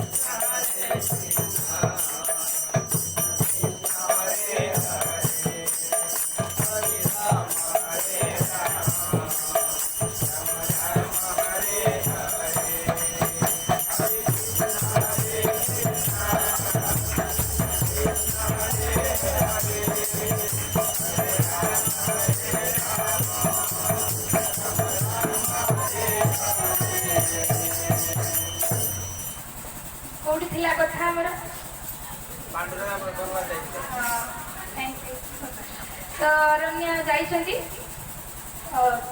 अरण्य कोन हिची पांडु को गोटे अभिशाप मिलथिला कोन थरे माने ई अरण्य कासिया पूर्व आउ दिनकर घटना कोन हितला ताके सहित ना से थरे अरण्य को जाइतिले शिकार खेलिया पई तो शिकार खेलु समय कोन दिला सी गोटे शब्द भेती बाण मारथिले जेडो देखिले झाड़ भितरे गोटे हरिणर ताको आभास हैला तो से शब्द भेदी बाण मार देथिले जहा द्वारा के कोन हैला बाण खाइला परे गोटे मनुष्यर चित्कार शब्द हैला कहले अरे मु तो हरिण को मारथिली शब्द भेदी बाण ये मनुष्यर चित्कार कोन तो जते पाखु को जाके देखिचंती कोन किंदम ऋषि से तांको पत्नी को सहित संभोग करथिले लोक लज्जा के कारण शरीर को बदल हरिण शरीर नेथिले हरिण शरीर नेकी स्वामी स्त्री संभोग करथिले तो ये तो जानी पारे नहीं हरिण भाभी की शब्द भेदी बाण मारदेले जिते संभव करते समय बाण पड़ला तो जाके क्षमा मागुଛନ୍ତି हे ऋषिवर क्षमा कर दियो मु तो जानी मु तो हरिण भाभी की शब्द भेदी बाण चले देथिली तो किंतु से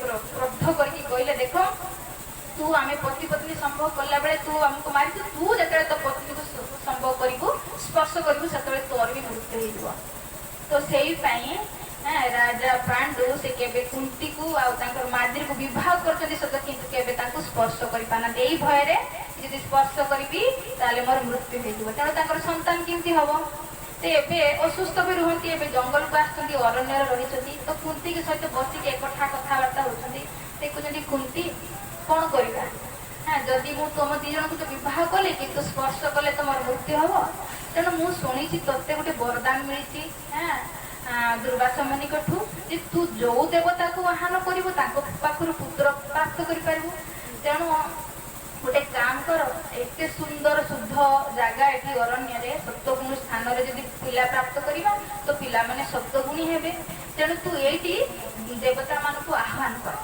हां पुत्र प्राप्ति करिबा ठीक अछि तो प्रथमे सिए कहा को आह्वान कले आपण माने सब महाभारत देखि दिबे हां कहा को आह्वान कले आज्ञा सूर्य देव तो से अभड़ा बेले आह्वान करथिले एबे जमराज धर्मराज जमराज को आह्वान कले तो जमराज कहा को देले युधिष्ठिर महाराज को देले आ आकाशवाणी हला कोन ये जीवन रे केबे मिछ करिवनी सत्यवादी हो आ युधिष्ठिर नाम ए पई देले से युद्ध रे भी मत स्थिर रही परिवो एते स्थिर हेबे से युधिष्ठिर को देले धर्मराज जमराज तापर द्वितीय आह्वान करते कहले पवन देवता को आह्वान कर तो जेता पवन देवता को आह्वान करते तो भीम को पवन देवता प्रकट है कि भीम को प्रदान कले ना देले भीम और नाम भी रखले भृको देले कि बहुत खाइबो किंतु बहुत बलवान भी होबो हां जेतले जन्म हेले तांको हाथ शरीर रे 2000 हाथीर बळ थिला तो कुंती जेतले तांको नेई कि जाउचंदी कुटीर रे रखिया पई तो सेई समय कहचंदी सिंहर गुटे दहाड़ शब्द हला यदि सिंहर दहाड़ शब्द होई कुंती भय पाई गले हाथुर छोड़ा खसी पड़ला तो खसी जेकी पला से जगहटा कोन चट्टान थिला से चट्टानटा सपना दूर हो गला कि भीम को किछ हेला तो भीम मूलठू माने जन्मठू 2000 हाथीर बळ नै आसले तो तृतीय आह्वान कले कहा को इंद्र देवता तो इंद्र देवता कहा को देले अर्जुन को देले तो ये तीन जन प्राप्त हो गले कुंती कोठू एबे पांडु कहउछथि देख तो तो तीनटा हो गले तो माद्री को भी दीटा दबा दरकार है ना माद्री को पई भी प्रार्थना कर तो एबे से अश्विनी कुमार स्वर्गर राजा अश्विनी कुमार अछंती ଅର୍ଥୋପେଡିକ ସର୍ଜନ କୁହନ୍ତି। ତ ଇଏ 2 ଜଣ ଡକ୍ଟର ହେଲେ ଆମର ଇଏ କହନ୍ତି ସ୍ୱର୍ଗରେ ଅଶ୍ୱିନୀ କୁମାର ବୋଲେ ତାଙ୍କୁ ଯୋଉଟା। ତ ଯେତେବେଳେ ତାଙ୍କୁ ଆହ୍ୱାନ କରୁଛନ୍ତି ସେ 2ଟା ପୁତ୍ରଙ୍କୁ ଦେଇଛନ୍ତି। ନା କଣ କାହାର ମନେ ଅଛି? ହଁ, ନକୁଳ ଆଉ ସହଦେବ। ଜଣେ ବହୁତ ସୁନ୍ଦର ଆଉ ଜଣେ ବହୁତ ଶାନ୍ତ। ତ ଇଏ 5ଟା ପୁତ୍ର ପାଇକି ପାଣ୍ଡୁଙ୍କର ଖୁସିର ଠିକଣା ନାହିଁ। ସୁନ୍ଦର ସେ ଜଙ୍ଗଲରେ ଆପଣ ଅତିବାହିତ କରୁଛନ୍ତି, ଘରକୁ ଫେରିବା ଆଉ। ତ ଦିନେ କଣ ହେଇଛି, ସୁନ୍ଦର ବାତାବରଣ ଦେଖିକି ତାଙ୍କ ମନରେ କାମ ଉତ୍ତେଜନା ଜାଗୃତ ହେଇଯାଇଛି। ତ ସେତେବେଳେ ମାଦ୍ରୀକୁ ଯାଇକି ସ୍ପର୍ଶ କରୁଛନ୍ତି। ମାଦ୍ରୀ କହୁଛନ୍ତି ଦେଖ ତମକୁ ଶ୍ରାପ ମିଳିଛି ନା। କିନ୍ତୁ ସେ କହନ୍ତି ନା ଯେତେବେଳେ କାମର ବେଗ ଆସେ ସେତେବେଳେ ମଣିଷ କିଛି ଦେଖାଯାଏନି। ତ ସିଏ ଆଉ ସିଏ ସବୁ ଭୁଲିଗଲେ, ଶ୍ରାପ ଫ୍ରାପ ସବୁ ଭୁଲିଗଲେ। ଯେମିତି ତାଙ୍କୁ ସ୍ପର୍ଶ କରୁଛନ୍ତି ତାଙ୍କର ମୃତ୍ୟୁ ହେଇଗଲା। ତ ସେତେବେଳେ 2 ସଉତୁଣୀ ଯେ ଥିଲେ 2 ଭଉଣୀ ବହୁତ କାନ୍ଦିଛନ୍ତି, କଣ କରିବା ଏବେ। ତ କୁନ୍ତି ଯାଉଥିଲେ, ସେତେବେଳେ ପ୍ରଥା ଥିଲା ସତୀ ପ୍ରଥା। ତ କୁନ୍ତି ଯାଉଥିଲେ ସତୀ ମାନେ ହବା ପାଇଁ ପାଣ୍ଡୁଙ୍କ ସହିତ। ତ ମାଦ୍ରୀ କହିଲେ ଦେଖ ଦିଦି, ତମ ଭିତରେ ଗୋଟେ ଗୁଣ କଣ, ସମସ୍ତଙ୍କୁ ତମେ ସମାନ ଦୃଷ୍ଟିରେ ଦେଖ, କିନ୍ତୁ ମୁଁ ସେଇ ଗୁଣକୁ ପ୍ରାପ୍ତ ହେଇନି। ତମେ ଯଦି ତମେ ସତୀ ହେଇଯାଅ ତାହେଲେ ମୁଁ ସମସ୍ତଙ୍କୁ 5 ପୁଅକୁ ମାନେ ସମାନ ଦୃଷ୍ଟିରେ ଦେଖିପାରିବିନି। ମୋ ପୁଅକୁ ବେଶୀ ଭଲ ପାଇବି, ତମ 3 ଜଣଙ୍କୁ ବି ତମର କମ୍ ଭଲ ପାଇପାରିବ। କିନ୍ତୁ ତମେ ଯଦି ରହିବ ତାହେଲେ ତମେ 5 ଜଣଙ୍କୁ ସମାନ ଭାବରେ ଦେଖିବ। ସେଇଥିପାଇଁ ମୁଁ ସତୀ ହେଇଯାଉଛି, ତମେ ରୁହ। ତ ମାଦ୍ରୀଙ୍କ ଅନୁରୋଧ ତମେ କୁନ୍ତି ରହିଲେ, ଆଉ ମାଦ୍ରୀ କଣ କଲେ, ପାଣ୍ଡୁଙ୍କ ସହିତ ସତୀ ହେଇଗଲେ। ତାପରେ କୁନ୍ତି କଣ କରିଛନ୍ତି, 5ଟା ପୁତ୍ରଙ୍କୁ ଧରିକି ଯେତେବେଳେ ହସ୍ତିନାପୁର ଫେରିଛନ୍ତି, ତାଙ୍କୁ କେହି ରହିବା ପାଇଁ ସ୍ଥାନ ଦେଇନାହାନ୍ତି। ବହୁତ ମାନେ କଟକଣା କରି କଥାବାର୍ତ୍ତା ହେଇଛନ୍ତି। ବେଶ୍ୟା ତ କହିଛନ୍ତି, ତୋତେ ତ ସ୍ୱାମୀକୁ ତ ତୋର ମିଳିଥିଲା ଅଭିଶାପ, ସେ ତ କେବେ ତୋତେ ସ୍ପର୍ଶ କଲେ, ତୁ ପିଲା କେଉଁଠୁ ଆଣିଲୁ, ନିହାତି ତୁ ପରପୁରୁଷ ସଙ୍ଗ କରୁଛୁ, ବହୁତ କଥା କହିଛନ୍ତି। ହସ୍ତିନାପୁର ରହିବାକୁ ଦେଇନଥିଲେ। ଚିନ୍ତା କରନ୍ତୁ, ପତି ମରିଯାଇଛି, 5ଟା ପୁଅକୁ ଧରିକି ନେଇକି ଆସୁଛନ୍ତି, ତାଙ୍କୁ ରହିବାକୁ ଦଉନାହାନ୍ତି, କେମିତିକା ସ୍ଥିତି ହେଇଥିବ। ଭଗବାନଙ୍କର ପରମ ଭକ୍ତ ହେଇକି କେତେ ସେମାନେ ଦୁଃଖ ପାଇଛନ୍ତି। ତାଙ୍କ ଛଡା ତାଙ୍କ ସାମ୍ନାରେ ଆମ ଦୁଃଖ କଣ ଦେଖିତେ ଗଲେ। ତ କୁନ୍ତି ସେତେବେଳେ ବ୍ୟାସଦେବ ମୁନି ଆସିକି ଯେତେବେଳେ କହିଲେ ନା ନା, କୁନ୍ତି ହେଲେ ପରମ ସତୀ, ଆଉ ଇଏ ପୁତ୍ର ହିଁ ପାଣ୍ଡୁଙ୍କର। ସେତେବେଳେ ବ୍ୟାସଦେବଙ୍କ କଥାରେ ପୁଣି ସମସ୍ତେ ସହମତ ହେଲେ, ତାଙ୍କୁ ରଖିଲେ, ରାଜ୍ୟରେ ରଖିଲେ। ତ କିନ୍ତୁ ଜନ୍ମଠୁ ହିଁ ତାଙ୍କର ଶତ୍ରୁ ହେଇକି ରହିଲେ ଧୃତରାଷ୍ଟ୍ରଙ୍କ ପୁତ୍ର ମାନେ। ଯାହା ବି ହଉ, ଆଜି କୁନ୍ତି ଯେତେବେଳେ ଦେଖିଲେ ଯେ ଭଗବାନ ସ୍ୱୟଂ ଏତେ ମାନେ ଭକ୍ତବତ୍ସଲତା, ସାଙ୍ଗେ ସାଙ୍ଗେ ଏତେ ଐଶ୍ୱର୍ଯ୍ୟ ରୂପ ଦେଖିଲେ, ସାଙ୍ଗେ ସାଙ୍ଗେ ଛୋଟ ରୂପ ହେଇକି ଉତ୍ତରାର ଗର୍ଭକୁ ରକ୍ଷା କଲେ, ପୁଣି ଏଠି 5 ପାଣ୍ଡବଙ୍କୁ ରକ୍ଷା କଲେ। ତ କୁନ୍ତି କଣ ହେଲା, ତାଙ୍କର ମାନେ ଐଶ୍ୱର୍ଯ୍ୟ ଭାବ ପ୍ରକଟ ହେଇଥିଲା, ଯୋଉ ବାତ୍ସଲ୍ୟ ଭାବ ପ୍ରକଟ ହେଇଥିଲା। ଭଗବାନ ଯେତେବେଳେ ବିଦାୟ ନେଉଛନ୍ତି ତ କୁନ୍ତି ତାଙ୍କର ବୁଆ ହେବେ ନା, ତ ସେ କହିଲେ ପ୍ରଣାମ କରୁଛନ୍ତି। ତ ତାଙ୍କ ମୁଖ ଶୁଙ୍ଘି ମାନେ କହିଛନ୍ତି, ମୁଣ୍ଡ ଶୁଙ୍ଘିଛନ୍ତି, ଚୁମ୍ବନ ଦେଇଛନ୍ତି ବାତ୍ସଲ୍ୟ ଭାବରେ। ତ ଆଉ କଣ କହିଛନ୍ତି, ଦୀର୍ଘାୟୁ ଭବ, ମଙ୍ଗଲମ ଭବ, ଚିରାୟୁ ଭବ, ବହୁତ ଆଶୀର୍ବାଦ ଦେଇଛନ୍ତି କୁନ୍ତି ଦେବୀ। କିନ୍ତୁ ଏବେ ଯେତେବେଳେ ଭଗବାନଙ୍କର ଐଶ୍ୱର୍ଯ୍ୟ ଦେଖିଛନ୍ତି, ତୁରନ୍ତ ଗୋଡ ତଳେ ପଡେଇକି ପ୍ରଣାମ କରୁଛନ୍ତି। ତ ପ୍ରଣାମ କରୁଛନ୍ତି, ସୁନ୍ଦର ସ୍ତୁତି, କୁନ୍ତି ସ୍ତୁତି କରୁଛନ୍ତି, ଅଦ୍ଭୁତ ସ୍ତୁତି। 26ଟା ଶ୍ଲୋକରେ ଭଗବାନ କୃଷ୍ଣଙ୍କୁ ସ୍ତୁତି କରିଛନ୍ତି। ଏ ସ୍ତୁତିର ଫଳ କଣ ହେଲା ନା, ଭଗବାନ କୃଷ୍ଣ ଯୋଉ ବାହାରିକି ଯାଉଥିଲେ ଦ୍ୱାରିକା ଯିବା ପାଇଁ, ଗଲେ ରହିଗଲେ ଏଇଠି ହସ୍ତିନାପୁରରେ। ତ ଯଦି ସେ କଥା ଇଏ ସ୍ତୁତି ଯିଏ ପଢିବ, ଭଗବାନ ତମ ଘର ଛାଡିକି ରହିଯିବେ। ଯେମିତି ହସ୍ତିନାପୁର ରହିଗଲେ, ଗଲେନି, ସେଇଭଳିଆ ଯଦି ସ୍ତୁତି ଯିଏ ଖାଲି ଶୁଣିଦବ, ଭଗବାନ ତାଙ୍କ ହୃଦୟରେ ରହିଯିବ, ଯିବେନି ତମ ହୃଦୟକୁ ଛାଡି। ଇଏ ହେଲା ସ୍ତୁତି ଫଳ। ଆମକୁ ଆଗୁତରା କହିଦେଲି। ତ ସେଥିପାଇଁ ଧ୍ୟାନ ସେ ଶୁଣିବେ। ସମସ୍ତେ ଚାହାନ୍ତି ନା ଆମ ଭଗବାନ ଆମ ହୃଦୟରେ ରହନ୍ତୁ ବୋଲି, ତାହେଲେ ଧ୍ୟାନ ସେ ଶୁଣିବେ ହେଲା। ତ ଏବେ କୁନ୍ତି ରାଣୀ ଭଗବାନଙ୍କୁ କଣ କହୁଛନ୍ତି, ପ୍ରଥମ ସ୍ତୁତି ଆମେ ଶୁଣିବା। ନମସ୍ତେ ପୁରୁଷଂ ତ୍ୱମ୍ ଆଦି ଈଶ୍ୱରଂ ପ୍ରକୃତେ ପରଂ ଲକ୍ଷ୍ୟ ସର୍ବଭୂତାନାଂ ଅନ୍ତର୍ବହି ଅବସ୍ଥିତಂ। ନମସ୍ତେ, ନମସ୍କାର କରୁଛନ୍ତି ଭଗବାନଙ୍କୁ। ଭଗବାନଙ୍କୁ ଯଦି ଆରେ ବୁଆ, ମୁଁ ତୋର ପୁଅ ଭଳି, ତମେ ମତେ କଣ କାହିଁକି ପ୍ରଣାମ କରୁଛ? ହେଲେ ଆରେ ପୁଅ ଭଳି ଦେଖା ଯାଉଛ ତମେ, କିନ୍ତୁ ତମେ ଆଦି ଈଶ୍ୱର, ତମେ ପୁଅ ନୁହେଁ, ତମେ ସମସ୍ତଙ୍କର ବାପ। ଆମେ ବି ଦେଖିବା ଆଦି ଈଶ୍ୱର, ଆଦି ସମସ୍ତଙ୍କର ଆଦି। ଯେମିତି ଆମର ଆଦି କିଏ? ଆମ ବାପା। ଆମ ବାପାଙ୍କର ଆଦି କିଏ? ତାଙ୍କ ବାପା। ତାଙ୍କ ବାପାଙ୍କର ଆଦି କିଏ? ତାଙ୍କ ବାପା। ଏମିତି କରତେ କରତେ କରତେ କେମିତି ପହଞ୍ଚିବ ଭଗବାନ କୃଷ୍ଣ ପାଖରେ? ତ ସେଇଟା ତମ ଆଦି ଈଶ୍ୱର, ସବୁଠୁ ଆଦି ତ ତମେ। ତ ଇଏ ପ୍ରଶ୍ନର ଉତ୍ତର କେତେ ସୁନ୍ଦର ମିଳିଗଲା। ଦେଖ, ସଂସାରରେ ଗୋଟେ ଝଗଡା ଥାଏ। ଆମେ ତ ସ୍କୁଲରେ ପଢୁଥିଲେ, କଣ କହୁ ନା, ଆଗେ ମଞ୍ଜି ଆସିଲା ନା ଆଗେ गछ जदि कहबा कि मंजी आसला तो मंजी कोटू आसला गछर तो गछ कोटू आसला मंजी एमती हुए ना आगे कहबा मुर्गी आया ना पहले अंडा आया हम एमती कहू हम जदि कहबा मुर्गी हाँ ताने मुर्गी केटू आसला तो अंडा केटू आसला यदि मुर्गी नहीं तो अंडा केटू आसला यदि अंडा कहबा तो अंडा केटू आसला तो ये गोटे झगड़ा थाए कि एठी हिसाब दउली कोन जे भगवान सब भगवान गीता रे प्रश्न उत्तर देइछथि कोन सर्वजन्यसी कहते अहम बीज प्रदपिता बीज भगवान हेले प्रथम बीजकारी पिता ना पर के पहले मुर्गी ना पहले गछ ये प्रथम बीज है भगवान दियंती सेने कहते तमे हेला आदि पुरुष भगवान कृष्ण हेले आदि पुरुष भगवान को प्रथमे प्रणाम करुछंती हां तो जेहेतु भगवान को प्रणाम करुछंती कुंती देवी तो आम समस्त स्तुति को आगु को बढ़िया पूर्व आम भी किसी भगवान को टिके प्रणाम करदेवा आम भावुची पछाड़े लोक मैंने काले शुई जाऊे कौन करेंगे तो जदि आम गोटे प्रणाम करवा बहुत सुंदर भजन गाई भगवान को तो समस्त निद जदि लागू हाँ भांगी देवा ना तो भगवान को प्रणाम करवा टे बजे मुझे जानी मत स्वर आसो कि नहीं नाम हट बही अच्छी अवश्य लास्ट आड़ को कृष्ण जेनिका नाम है हाँ?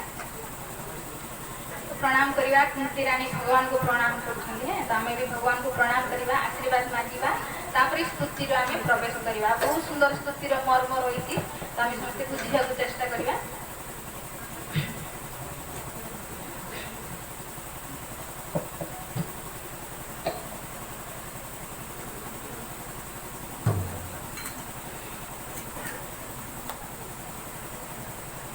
कृष्ण जिनका नाम है गोकुल जिनका धाम है ऐसा श्री भगवान को मेरा बारंबार प्रणाम है बारंबार प्रणाम है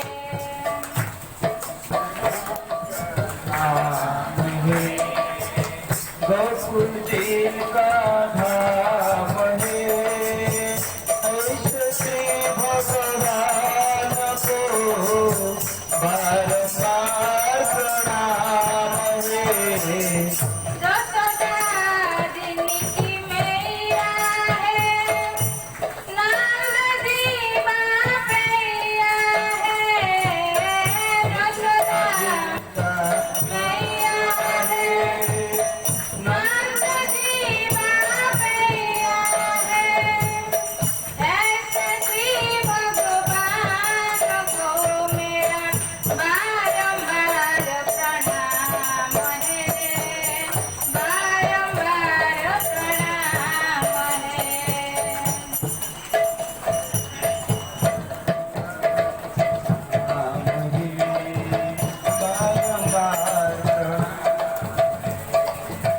राधा जिनकी जया है अद्भुत जिनकी माया है माया है अद्भुत जिनकी माया है ऐसे श्री भगवान को मेरा बारंबार प्रणाम है बारंबार प्रणाम है जी घन श्याम को बारंबार प्रणाम है बारंबार प्रणाम है लूट लूट दधी माखन खाया ग्वाल बाल संग भैर चराया लूट लूट दधी माखन खाया ग्वाल बाल संग भैर चराया ऐसा श्री लीला धाम को मेरा बारंबार प्रणाम है बारंबार प्रणाम है धाम को बार-बार प्रणाम है बार-बार प्रणाम है द्रुपद सुता की नाच बजाया ग्रास गज सीता को राज बचाया, राम से रोज को हाथ छोड़ाया। ऐसे कृपा धाम को मेरा बारंबार प्रणाम है, बारंबार प्रणाम है। इस धाम को बारंबार प्रणाम है, बारंबार प्रणाम है। गुरु पांडव का युद्ध मचाया, अर्जुन को उपदेश सुनाया।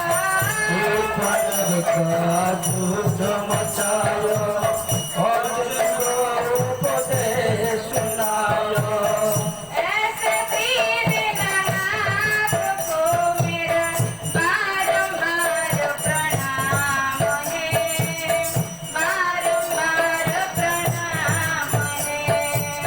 ऐसे दीननाथ को बारंबार प्रणाम है, बारंबार प्रणाम है। कृष्ण जिनका नाम है, गुरु जिनका धाम है।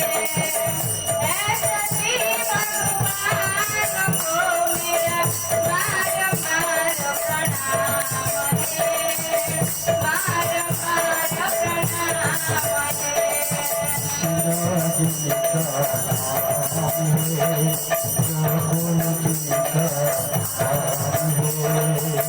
ऐसे श्री भगवान को बारंबार प्रणाम है, बारंबार प्रणाम है। हरे कृष्णा कृष्ण कृष्ण हरे हरे, हरे Ram Ram Ram Hare Hare. Hare Krishna, Hare Krishna, Krishna Krishna, Hare Hare, Hare Rama, Hare Rama, Rama Rama, Hare Hare. जय गौर हरि Hare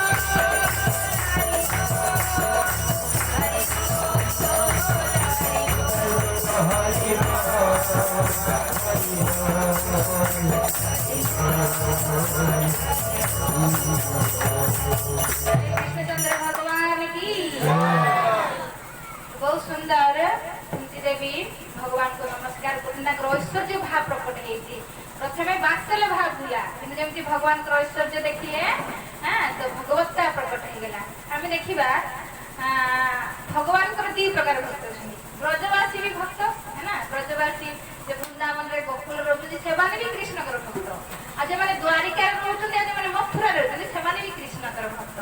बहुत सुंदर आमर ब्रजवासी जने कहते जे दी जन होती भगवान भक्त किंतु अंतर कौन कहले ब्रजवासी मान भक्त जे माने ताको भक्ति है जमा हुआ घी बोले, जमा हुआ घी हाँ तो से गोटे शून्य के सिक्का पकाओ सेटा कौन हम देखा कि आर पार मिशीज से देखा आर पार देखा आमर मथुरावासी द्वारिकावासी भक्तर भक्तिटा केमी प्रेमटा केमी ना पिघला हुआ घी बोले।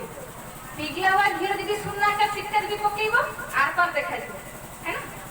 जमा हुआ घी रे जी आप सिक्का गोटे पका देखा सिक्का देखा मिशीज देखा किंतु पिघला हुआ घी रे जी आप सिक्का पका तार पार देखा से भाई कहते ब्रजवासी मान भक्ति भगवान प्रति प्रेम आ द्वारिकावासी मान प्रेम तो ये कौन कर कौन जिते ब्रजवासी आम देखा कृष्ण बहुत अद्भुत अद्भुत लीला करते ना। जो गोवर्धन धारण करते 7 दिन धरिक उठेक रखुच्च तो माँ दशदा कहते मो छुआटा थकी जीवन 7 दिन गला हाथ धरती तुम किसी हेल्प करूना टे मुझे छुआटा किसी खई दिए टे तो कह आम कौन मना कर कृष्ण गोटे काम कर तू छाड़ी दे खा आम धरचे अच्छा तुम धर ना हाँ आम सब लाठी आम धरिकी आग हाथ माथ धरिकी टेकते लगे कृष्ण ठीक अच्छे मुझे छाड़ुचे ध्यान रख छाड़ुचे हाँ छाड़ तो जमी भगवान टिके ढिला कर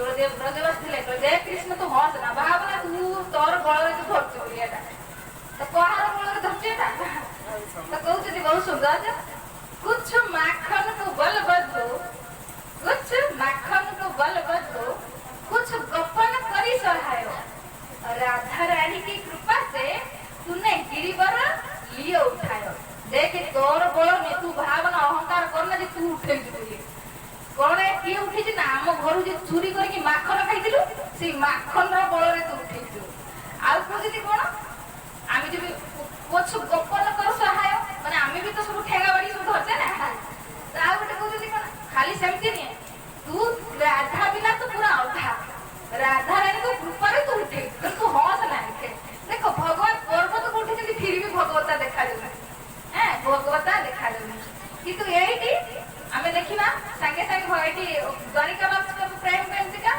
भगवान टी भगवता देखेदेला माने भगवता भाव आसे बात्सल्य भाव रहे जमी अर्जुन अर्जुन को जिते भगवान दशम स्कंद विभूति सब देखले विभूति जोग विषय कहले कौन मु मनुष्य मान भीतर राजा मु देवता मान भीतर इंद्र हाँ मु जलाशय मान भीतर समुद्र मु पहाड़ भितर पर्वत भितर मु हिमालय एमती बहुत कथा गछ भितर मु स्वस्थ गछ एमती पूरा विभूति देखते तो भगवान अर्जुन कहते प्रभु खाली कहब ना किसी करके भी देखेब भगवान से एकादश स्कंद ऐश्वर्य देखते ना विश्वरूप दर्शन कर विश्वरूप कृष्ण को देखी अर्जुन पूरा थर जी सखा भावुला भगवान को एवं धर्मर होती सुंदर आमर विश्वरूप से दर्शन योग जो अच्छी एकादश स्कंद एकादश अध्याय तो से भगवान ऐश्वर्य रूप देखी विश्वरूप दर्शन कर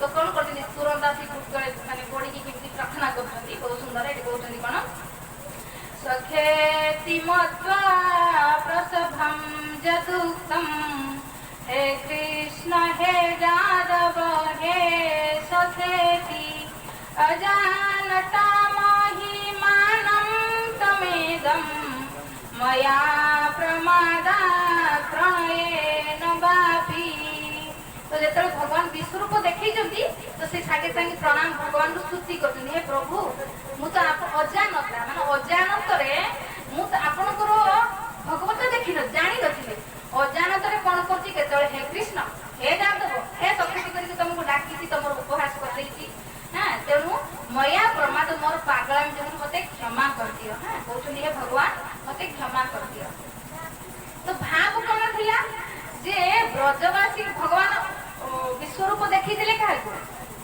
यशोदा माँ को भी देखी ना पार्टी भितर पूरा विश्व ब्रह्मांड को देखी किंतु फिर भी यशोदा माँ के भगवान को भाविले कि मो पुओ को बोधे भूत प्रेत लगी भगवत आसलानी तो जिते भी किसी कारुकार्य देखी तो असुर को मारी कहे देवता मान कृपा मो छुआ बचीगला केवे भगवान भगवत पाखे प्रकट हो जमा हुआ घी भली कितु ये द्वारिकावासी मथुरावासी पाखे भगवान जो ऐश्वर्य देखी बात्सल्य भाव छुपी जाए और भगवत भाव उठी जाए तो कहते आम ब्रजवासी जन कथा कहते मतलब बहुत भल लगी कहले चाहे ब्रजवासी प्रेम हो चाहे द्वारिकावासी प्रेम हो चाहे जमा हुआ घी हो चाहे पिघला हुआ घी हो घी तो 1000 टंका किलो ना तो सही भाया प्रेम प्रेम भगवान को भल पाओ तुम्हें ऐश्वर्य भाव में भल पाओ माधुर्य भाव में भल पाओ कृष्ण को तुम्हें भल पाओ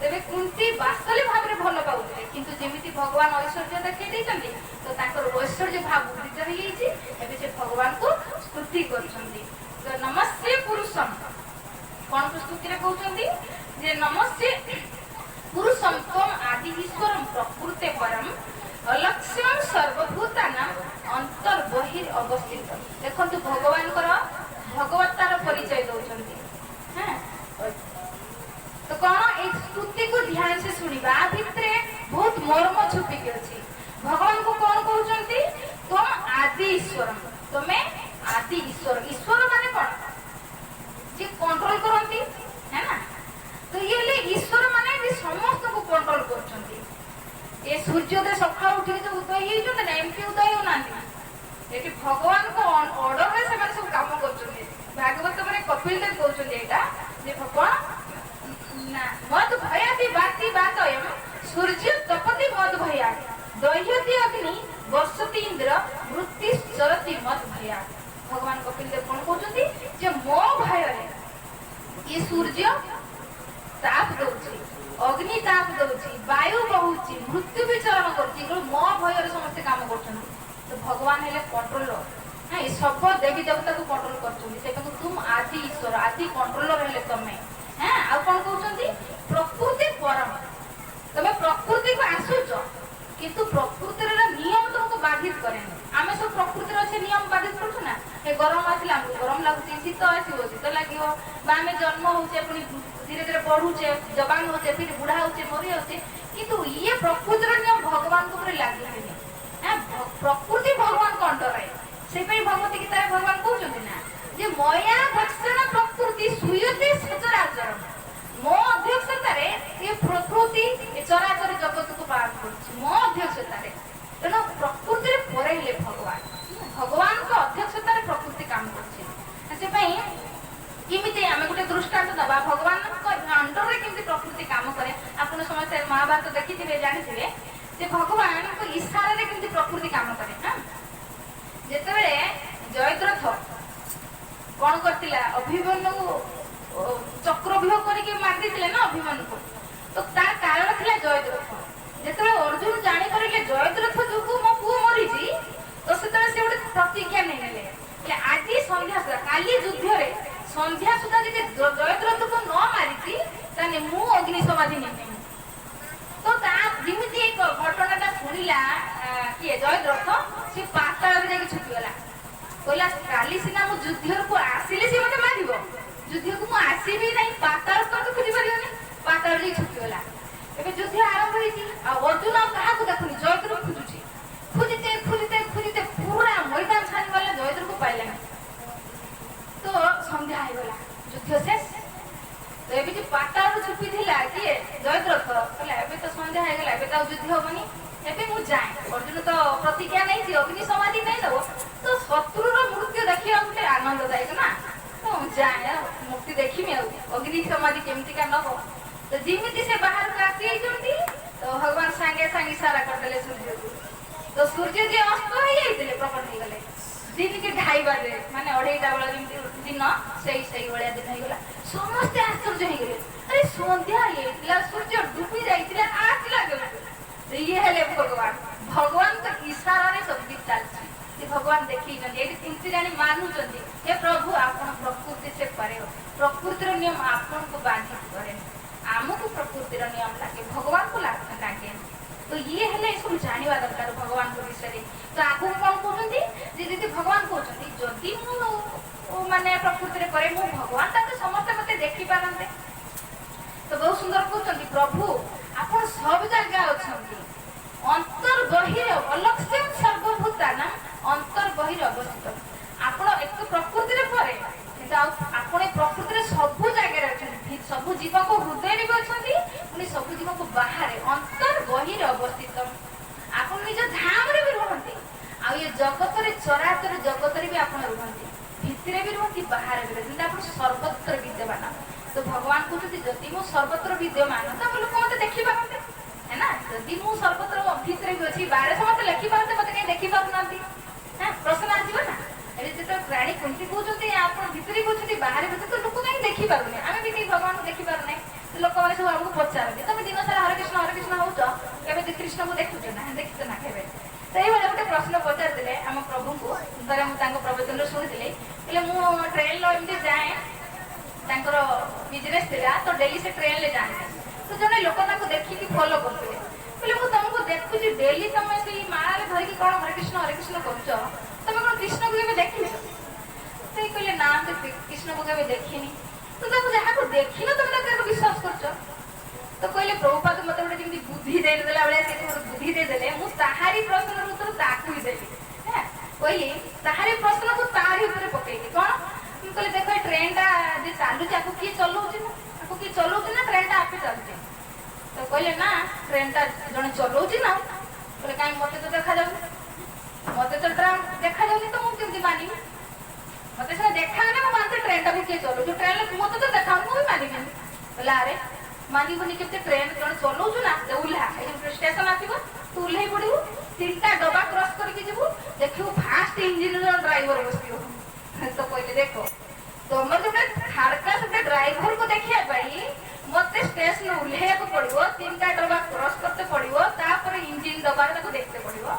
जी अनंत कोटी ब्रह्मांड को चलाऊ किसी करते पड़ो चिंता करना जी देख आम कहे देखो ना विषय ड्राइवर तो देखा जाए देखा जाए कि ट्रेन चले ना तो किए ना कि चलाए तो सही भाई उत्तर बढ़िया कहले बोले देखो जी आमको से ड्राइवर देखा जाऊनी कि आम विश्वास हाँ जड़े ड्राइवर चलाऊ तो साधारण ट्रेन भी खाली चलो तो ब्रह्मांड एमती चलुचे तो से जदि आमको भगवान को देखा किसी करते हम कौन करवा भगवान सर्वत्र अच्छा किंतु देखिया कौन करवा तो भगवान शिव कहते बहुत सुंदर कथा जिते रावण आक्रांत देवता माने बहुत परेशान होते तो कहले कौन करवा ना भगवान विष्णु को डाकते पड़ो भगवान विष्णु को प्रकट करते पड़ो भगवान विष्णु ही ये प्रॉब्लम रो किसी सॉल्व कर पारे समस्या किसी समाधान कर पारे तो विष्णु को डाकिबा के प्रकट केमती करवा तो भगवान शिव कहते कौन प्रकट करिया कहते जे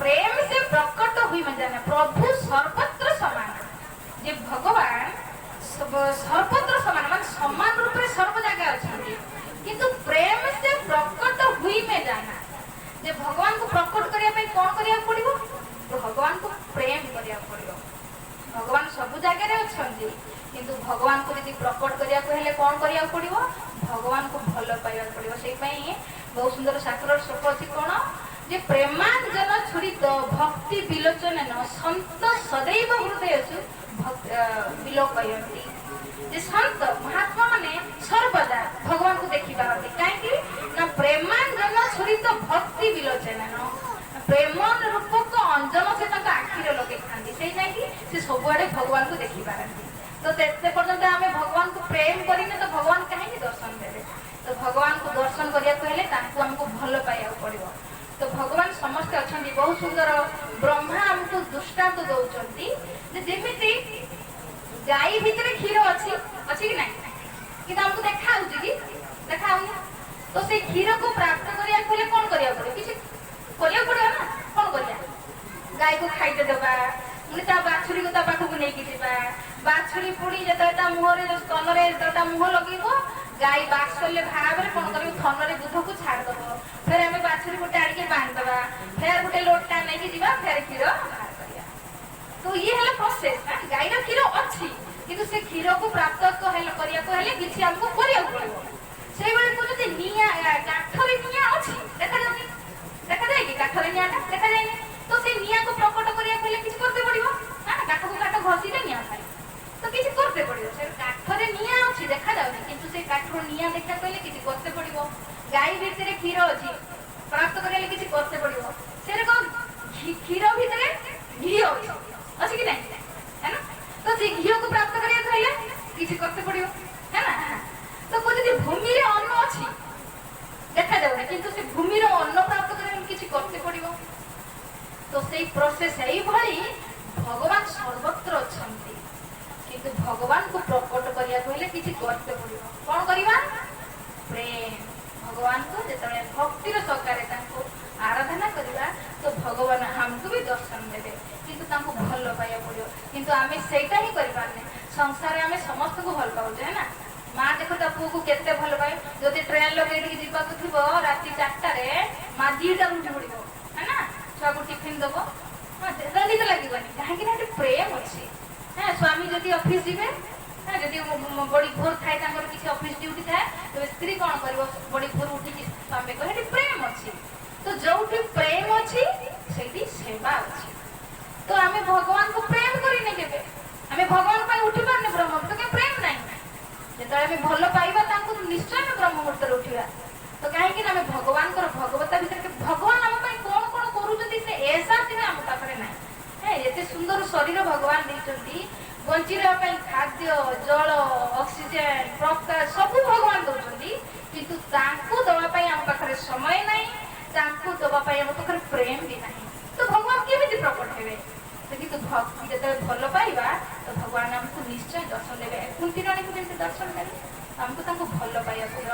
ଆଉ ଭଲ ପାଇବା କେମିତି ତାଙ୍କ ଭିତରେ ତାଙ୍କର ମହିମା ସିନା ଶୁଣିଲେ ଆଉ ଏଇଭଳି ଭାଗବତ କଥା ଆୟୋଜନରେ ଆମେ ଭଗବାନଙ୍କର ମହିମା ଶୁଣୁ ସେତେବେଳେ ଆମ ଭିତରେ ଫିର କହିଲେ ନା ଆମେ ପ୍ରଥମେ କଣ କହିଲେ ଯସ୍ୟା ବୈ ଶ୍ରୀୟମାଣଂ କୃଷ୍ଣ ପରମ ପୁରୁଷେ ଭକ୍ତି ଉତ୍ପଦ୍ୟତେ ପୁଂସା ଶୋକ ମୋହ ଭୟ ଭବା। ସେତେବେଳେ ଆମ ଭିତରେ ଭକ୍ତି ଉତ୍ପାଦନ ହେଲେ ଆମ ଭିତରେ ଭୟ ଶୋକ ସବୁ ଦୂରୀଭୂତ ହବ। କିନ୍ତୁ ସେ ପାଇଁ ଆମେ ଭଗବାନଙ୍କ ବିଷୟରେ ଶୁଣିତେ ପଡିବ ଯେ ଭଗବାନ ଆମ ପାଇଁ କଣ କଣ କରୁଛନ୍ତି। ଦେଖନ୍ତୁ କୁନ୍ତି ରାଣୀଙ୍କ ପାଇଁ କଣ କଣ କରିଥିଲେ ତ ସେଇଭଳି ଆମେ ଆମ ପାଇଁ କଣ କରୁଛନ୍ତି ସେ କୁନ୍ତିଙ୍କ ପାଇଁ କରିଥିଲେ ନା ଆମ ପାଇଁ କରୁନାହାନ୍ତି। ଆରେ ଏତେ ସୁନ୍ଦର ଶରୀର ଯେ ଦେଇଛନ୍ତି ଆମକୁ ଅନ୍ଧା ବନେଇ ନାହାନ୍ତି ଲଙ୍ଗଡା ବନେଇ ନାହାନ୍ତି ଗୁଙ୍ଗା ବନେଇ ନାହାନ୍ତି ଆଠୁ କମ କିଛି ଅଛି କି। ବଞ୍ଚି ରହିବା ପାଇଁ ଅକ୍ସିଜେନ ଦଉଛନ୍ତି ଖାଦ୍ୟ ଦଉଛନ୍ତି ଜଳ ଦଉଛନ୍ତି କଣ ନ ଦଉଛନ୍ତି ତଥାପି ଆମେ କଣ ଭାବୁଛେ ଭଗବାନ ଆମକୁ କଣ ଦେଇଛନ୍ତି କି। ତ ସେଇପାଇଁ ଆମେ ସବୁଠୁ ବଡ କୃତଜ୍ଞ ଆମକୁ କୃତଜ୍ଞ ହବା ଦରକାର। ତ ରାଣୀ କୁନ୍ତି ଏବେ ଭଗବାନଙ୍କର ଉପକାରକୁ ମନେ ପକେଇକି ଭଗବାନଙ୍କର ଭଗବତାକୁ ପ୍ରଶ୍ନ କଲେ ପ୍ରଭୁ ଆପଣ ଖାଲି ଛୁଆ ନୁହନ୍ତି ସମସ୍ତଙ୍କର ବାପ ଆପଣ ଏଇ ସଂସାରକୁ କଣ୍ଟ୍ରୋଲ କରୁଛନ୍ତି ଆପଣ ସବୁ ଜାଗାରେ ବିଦ୍ୟମାନ।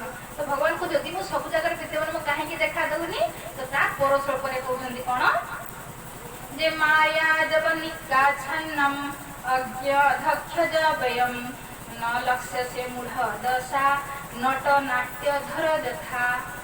କାହିଁକି ଦେଖା ଯାଉନ ଭଗବାନ ଆପଣ ନା ଆପଣଙ୍କ ଆଗରେ ପର୍ଦା ପଡିଛି ପର୍ଦା କଣ ପର୍ଦା ମାୟା ଜବନିକା ଜବନିକା ମାନେ ପର୍ଦା। ତ ଆପଣଙ୍କ ଆଗରେ ମାୟା ରୂପକୁ ପର୍ଦା ପଡିଛି ସେଇପାଇଁ ଆମେ ଭଗବାନଙ୍କୁ ଦେଖିପାରୁନେ। ଯଦି ଆପଣ ମନ୍ଦିର ଯାଉଛନ୍ତି ନା ତ ମନ୍ଦିରରେ ଯଦି ଭଗବାନଙ୍କ ଆଗରେ ପର୍ଦା ପଡିଥିବ ଦେଖିପାରିବେ କି 2 ଫୁଟ ଦୂରରେ ଭଗବାନ ଅଛନ୍ତି କିନ୍ତୁ ପର୍ଦା ଅଛି ତ ଭଗବାନ ଦେଖାଯିବେନି ବିଗ୍ରହ ଦେଖାଯିବେନି।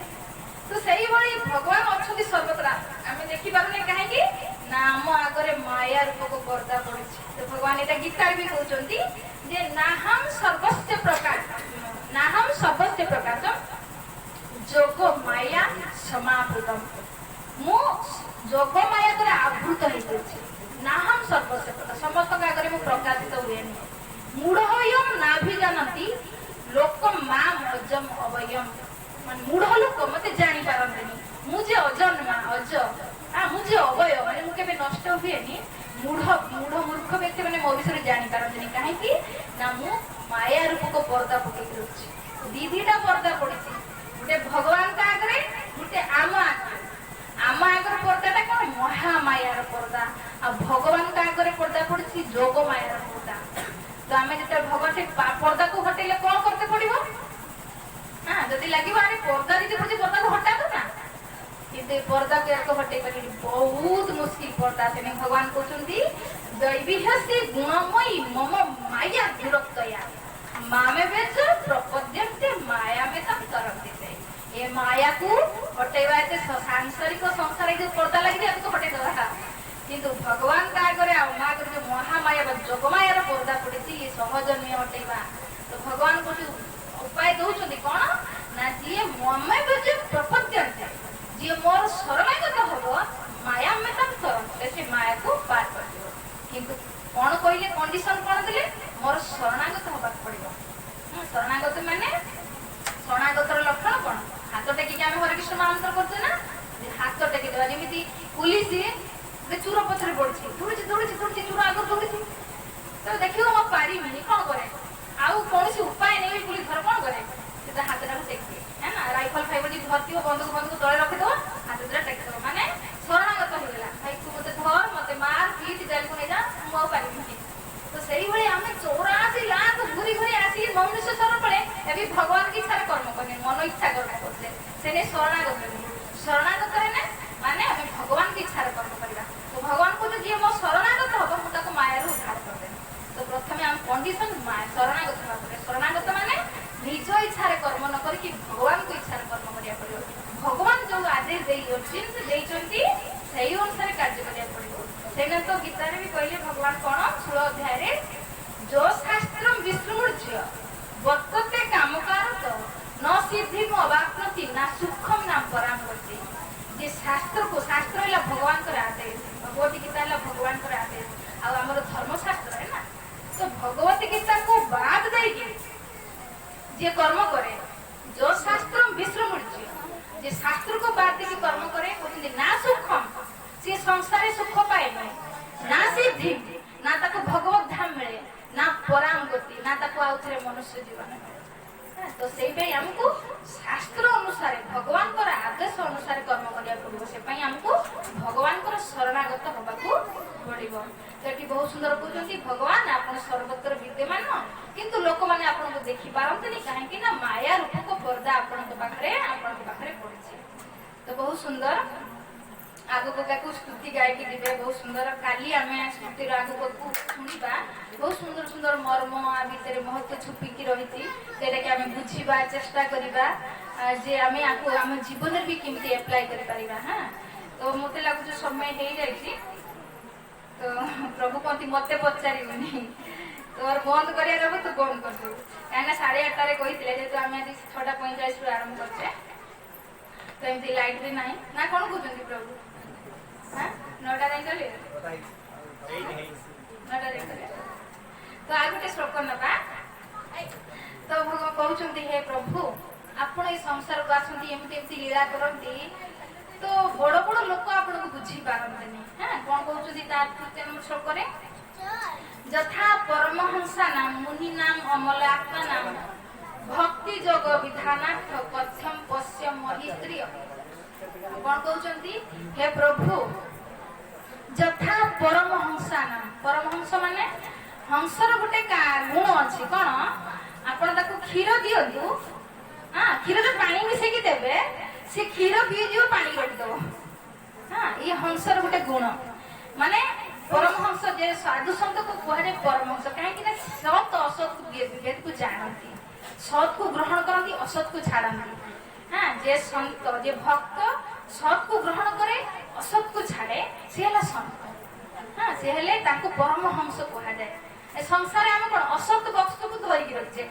सत वस्तु को ग्रहण करूने सत कौन सत है हरिनाम सत है भगवान भक्ति हाँ सहीटा आम करूने असत कौन जेटा आम छाड़ी से पछरे पड़े सारा संसार असत माने जेटा आम साथ दीपरी जेटा क्षणिक जेटा हाँ नश्वर तारी पछरे आम पड़े रही तो ये कहते हंस परमहंस भक्त कौन करती असत वस्तु को त्याग कर दिखती आउ सत वस्तु को ग्रहण करती तेणु यही परमहंस स्तर भक्त भी आपको बुझी पारती तो कहते मुनि नाम मुनि माने जे माने रात दिन आपनकर मनन करती से भी आपको बुझी पारती कहते कौन यथा परमहंसा नाम मुनि नाम अमल आत्मा नाम अमल आत्मा माने जे माने भक्ति करके पवित्र हो जाइछन्ती से माने भी आपको बुझी पारती कौन कहते भक्ति जोग विधानार्थ जे माने भक्ति जोग रे कर्म करूचंती भक्ति जोग रे लागी जंती से माने भी आपको बुझी पारना तो कथम पश्य महिस्त्रीय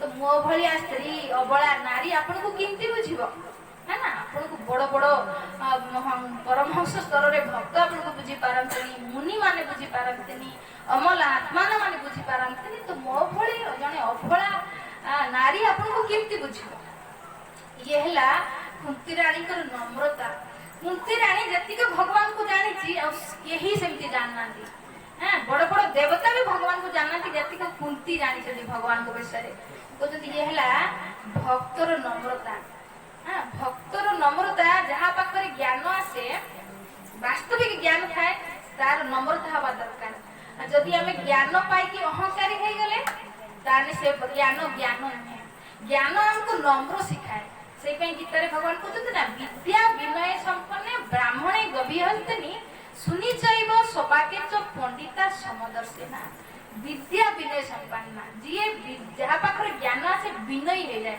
जदि आम पाखे विनयता नहीं नम्रता नहीं ताने आम पाखे वास्तविक से ज्ञान नहीं कहते कहते जिते गछर फल लगी जाए गछ नहीं पड़े हाँ जे गछर गछर फल नहीं से थुंटा छड़ाई तो वास्तविक जहाँ फल थाए ज्ञान रूपिक फल थाए से नम्र हवा दरकार तो से राणी कुंती नम्र सबू ज्ञान भगवान सब किसी देख केते सुंदर सुंदर स्तुति कर भगवान विषय सब जाने से तथा कहते प्रभु मुझे आपण विषय जाने तो एमती कहीकि हाँ नम्रतार से परिचय दे तो आगु को बहुत सुंदर कहते कौन जे कृष्णाय वासुदेवाय देवकी नंदनाय च नंद गोप कुमाराय गोविंदाय नमो नमः।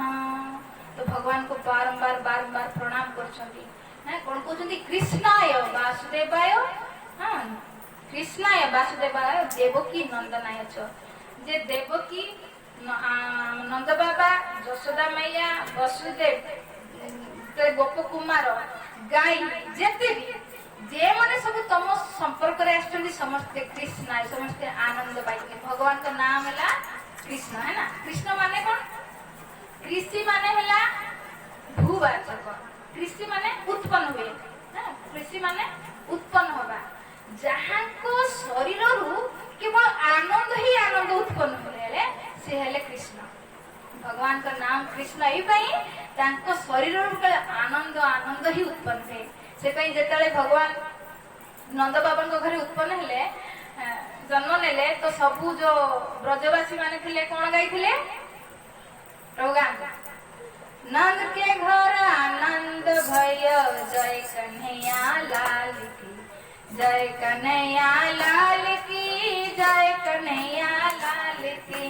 नंद के घर आनंद भय, जय कन्हैया लाल की, जय कन्हैया लाल की, जय कन्हैया लाल की। नंद का आनंद भय, जय कन्हैया लाल की। नंद के घर कहार माने जन्म हेतिला? आनंद के जन्म हेतिला। भगवान कृष्ण हेले आनंद की सागर। सेठी रामायण भी लिखिछंती गोस्वामी तुलसीदास कोन जे जो आनंद सुख सिंधु राशि, जो आनंद सिंधु सुख राशि, जे आनंद की सागर हेले भगवान राम बा भगवान कृष्ण। तो आमे समझते कोन खोजुचे? आनंद तो खोजुचे ना। तो आनंद खोजुचे माने देखो देखो उदाहरण दउचंती जे वसुदेव, देवकी, नंद बाबा, यशोदा मैया, गोपाल बालक समस्त जी आपण को संपर्क राशि की आनंद ही आनंद पाई गले। तो हे प्रभु जे मते भी आपण आनंद प्रदान करतो। मु आपण को बार-बार प्रणाम करूची। तेणु वास्तविक जदि हमें आनंद चाहूचे तो कहा संपर्क रे जुड़ीवा दरकार? भगवान कृष्ण को सहित। तो आज दुखी काहे ना भगवान को दूरे जाइते। तो जे माने एटी उदाहरण दउछंती, जे माने कि तम संस्पर्श रे आसी जति से माने सुखी आनंद ही आनंद पाइछंती। हां सेई पई एटी कहउछंती कृष्णाय वासुदेवाय देवकी नंदनाय च, नंद गोप कुमाराय गोविंदाय नमः। हे गोविंद, हे नंद कुमार, आपन को बार-बार नमस्कार, बार-बार प्रणाम। काहे कि ना जेउ माने भी आपन को संपर्क रे आसी से माने आनंद पाइ जाइछंती। तो आमे समस्त बेसी आनंद तलाश रे रहिछे ना। आमे समस्त आनंद खोजुचे ना। तीनटा जिनिस आमे समस्त खोजुचे कोन? भगवान का नाम है सत्य चित्त आनंदमय, सचिदानंद कोई ना। भगवान गोटे नाम है सचिदानंद, माने भगवान सत से सब बेले रुहंती। आ चित्त माने ज्ञानमय, आ भगवान हेले आनंदमय। तो आमे एठी जतिक बसते आमे भी तीनटा जिनिस खोजुचे, है ना। आमे की बरते चाहते आमे सबले सत माने सब बेले बची रहिते चाहते। चित्त माने ज्ञान, आमे समस्त ज्ञान चाहते। आ समस्त आमे आनंद चाहते। ए तीनटा जिनिस आमे चाहते समस्त काई इनडायरेक्टली आमे कृष्ण को चाहते। आमे इनडायरेक्टली कृष्ण को चाहते, किंतु आमे कृष्ण को केमती प्राप्त करिवे सेटा आमे जानिना। तो आमे तीनटा जिनिस चाहूचे किंतु गलत जगह रे चाहूचे। आपण को खाद्य दरकार, तो आपण कोठी जिवे? भजन आले जिवे। आपण को औषध दरकार, केठी जिवे? औषध आले को जिवे। औषध आले जाई के आपण खाद्य मागियो मिलिबो कि? मिलिबो। तो सेही भलिया जेमिति भजन आले कोने भजन मिलिबो, औषध आले को कोने औषध मिलिबो। हां विद्यालय को कोने विद्या मिलिबो। सेही भली सुख दरकार, आनंद दरकार कोठी जिबा? सुखालय, जोटी भगवान का धाम, जोटी भगवान रहउछथि। तो हमको सुखालय माने आनंदर सागर हेले भगवान। तो जेते हमें भगवान को प्राप्त न करिचे सेते पर्यंत आमे केबे सुखी हेई पारबा नाही। आमे सुख तो चाहूचे, आमे सब दिन बंची रहे पे चाहूचे, आमे ज्ञान भी चाहूते, किंतु गलत जगह रे। तो आमे भगवान को चाहूनी। आ भगवान को बात है कि आमे सुख बा आनंद चाहूचे, संसार संभव ही न। एने संसार रे सुख है नहीं। तुलसीदास कहउछंती, गोस्वामी तुलसीदास रामायण बहुत सुंदर कहउछंती जे जदि तमे तुसरु चाउल बाहर करदैछ, एबे तुस को कुटिला चाउल बाहर ना असंभव, असंभव ना। अरे तुसरु तो ऑलरेडी चाउल नाही, ताको तो कुटिला कोठु बाहरिबो? कहउछंती असंभव, फिर भी संभव। कहउछंती फिर भी संभव। हां तापर कहउछंती बरफ रे निया लगे संभव कि? हां न असंभव, किंतु फिर भी संभव। बरफ रे निया लागिबा संभव, ତୁଷରୁ ଚାଉଳ ବାହାରିବା ସମ୍ଭବ। ଆଉ ଗୋଟେ ଉଦାହରଣ ଦଉଥିଲେ କଣ, କଛୁଆ କଛୁଆ ପିଠିରେ ବାଳ ଉଠିବାର ଦେଖିଛୁ କି? ବାଳ ଉଠିବାର କହୁଛନ୍ତି କଛୁଆ ପିଠିରେ ବାଳ ଆସିବାର ବି ସମ୍ଭବ, କିନ୍ତୁ ସଂସାରରେ ସୁଖର ସମ୍ଭବ ନୁହେଁ। ସଂସାର ସୁଖ ହେଇ ନାହିଁ, ଇଏ ଅସମ୍ଭବ। କାହିଁକି ନା ସ୍ୱୟଂ ଭଗବାନ ଜଗତଟା ବନେଇକି କହୁଛନ୍ତି ଦୁଃଖାଲୟ ଅଶାଶ୍ୱତମ। ଯିଏ ଜଗତଟା ବନେଇଛନ୍ତି ସିଏ ଲେଖି ଦେଖିଛି ଦୁଃଖାଳୟ, ତ ଆମେ ସୁଖ ଖୋଜିଲେ କେମିତି ମିଳିବ? ସେ ଅସମ୍ଭବ। ତେଣୁ ଯଦି ସୁଖ ଦରକାର ତ ଆନନ୍ଦ ସୁଖ ସିନ୍ଧୁ ସୁଖ ରାଶି ଭଗବାନ ରାମ ଭଗବାନ କୃଷ୍ଣଙ୍କ ସମ୍ପର୍କରେ ଆମକୁ ଯୋଡ଼ିବା ପାଇଁ ପଡିବ। ଆଉ ତାଙ୍କର ସମ୍ପର୍କ କେମିତି ନା ତାଙ୍କର ଭାଗବତ ଶରଣରେ ଯିବାକୁ ପଡିବ, ତାଙ୍କର ନାମରେ ଶରଣ ଯିବାକୁ ପଡିବ। କଲିକାଲେ ନାମ ରୂପେ କୃଷ୍ଣ ଅବତାର, ନାମ ହଇତେ ହଇସର୍ବ ଜଗତ ନିସ୍ତାର। ଯଦି ସୁଖ ଚାହୁଁଛନ୍ତି, ଯଦି ଆନନ୍ଦ ଚାହୁଁଛନ୍ତି, ଯଦି ସବୁଦିନେ ଜ୍ଞାନ ପାଇବା ପାଇଁ ଚାହୁଁଛନ୍ତି, ତାହେଲେ ଆମକୁ ଭଗବାନଙ୍କ ସହିତ ଯୋଡ଼ିବାକୁ ପଡିବ। ଆଉ ଭଗବାନ ଏଠି ତାଙ୍କ ନାମ ରୂପରେ ଅଛନ୍ତି, ତ ଇନଡାଇରେକ୍ଟଲି ଆମେ ତାଙ୍କ ନାମ ସହିତ ଯୋଡ଼ିବାକୁ ପଡିବ। ଏବେ ଆସନ୍ତୁ ପ୍ରେମ ସେ ତାଙ୍କ ନାମ ଥରେ ଉଚ୍ଚାରଣ କରିବା। ହରେ କୃଷ୍ଣ କୃଷ୍ଣ କୃଷ୍ଣ ହରେ ହରେ, ହରେ ରାମ ରାମ ରାମ ହରେ ହରେ। ତ ଆଜିର ମୋର ଏଇ କଥାକୁ ଏଇଠି ବିରାମ କରୁଛି। ତ କାଲି ଆମେ କଥାକୁ ଗତି ପ୍ରଦାନ କରିବା। ତ ଯଦି ମୋର ଏଇ ଆଜିର କଥାରେ କିଛି ତ୍ରୁଟି ହେଇଯାଇଥାଏ, ଭୁଲ ହେଇଯାଇଥାଏ, ତ ନିଜର ଭଉଣୀ ଭାବିକି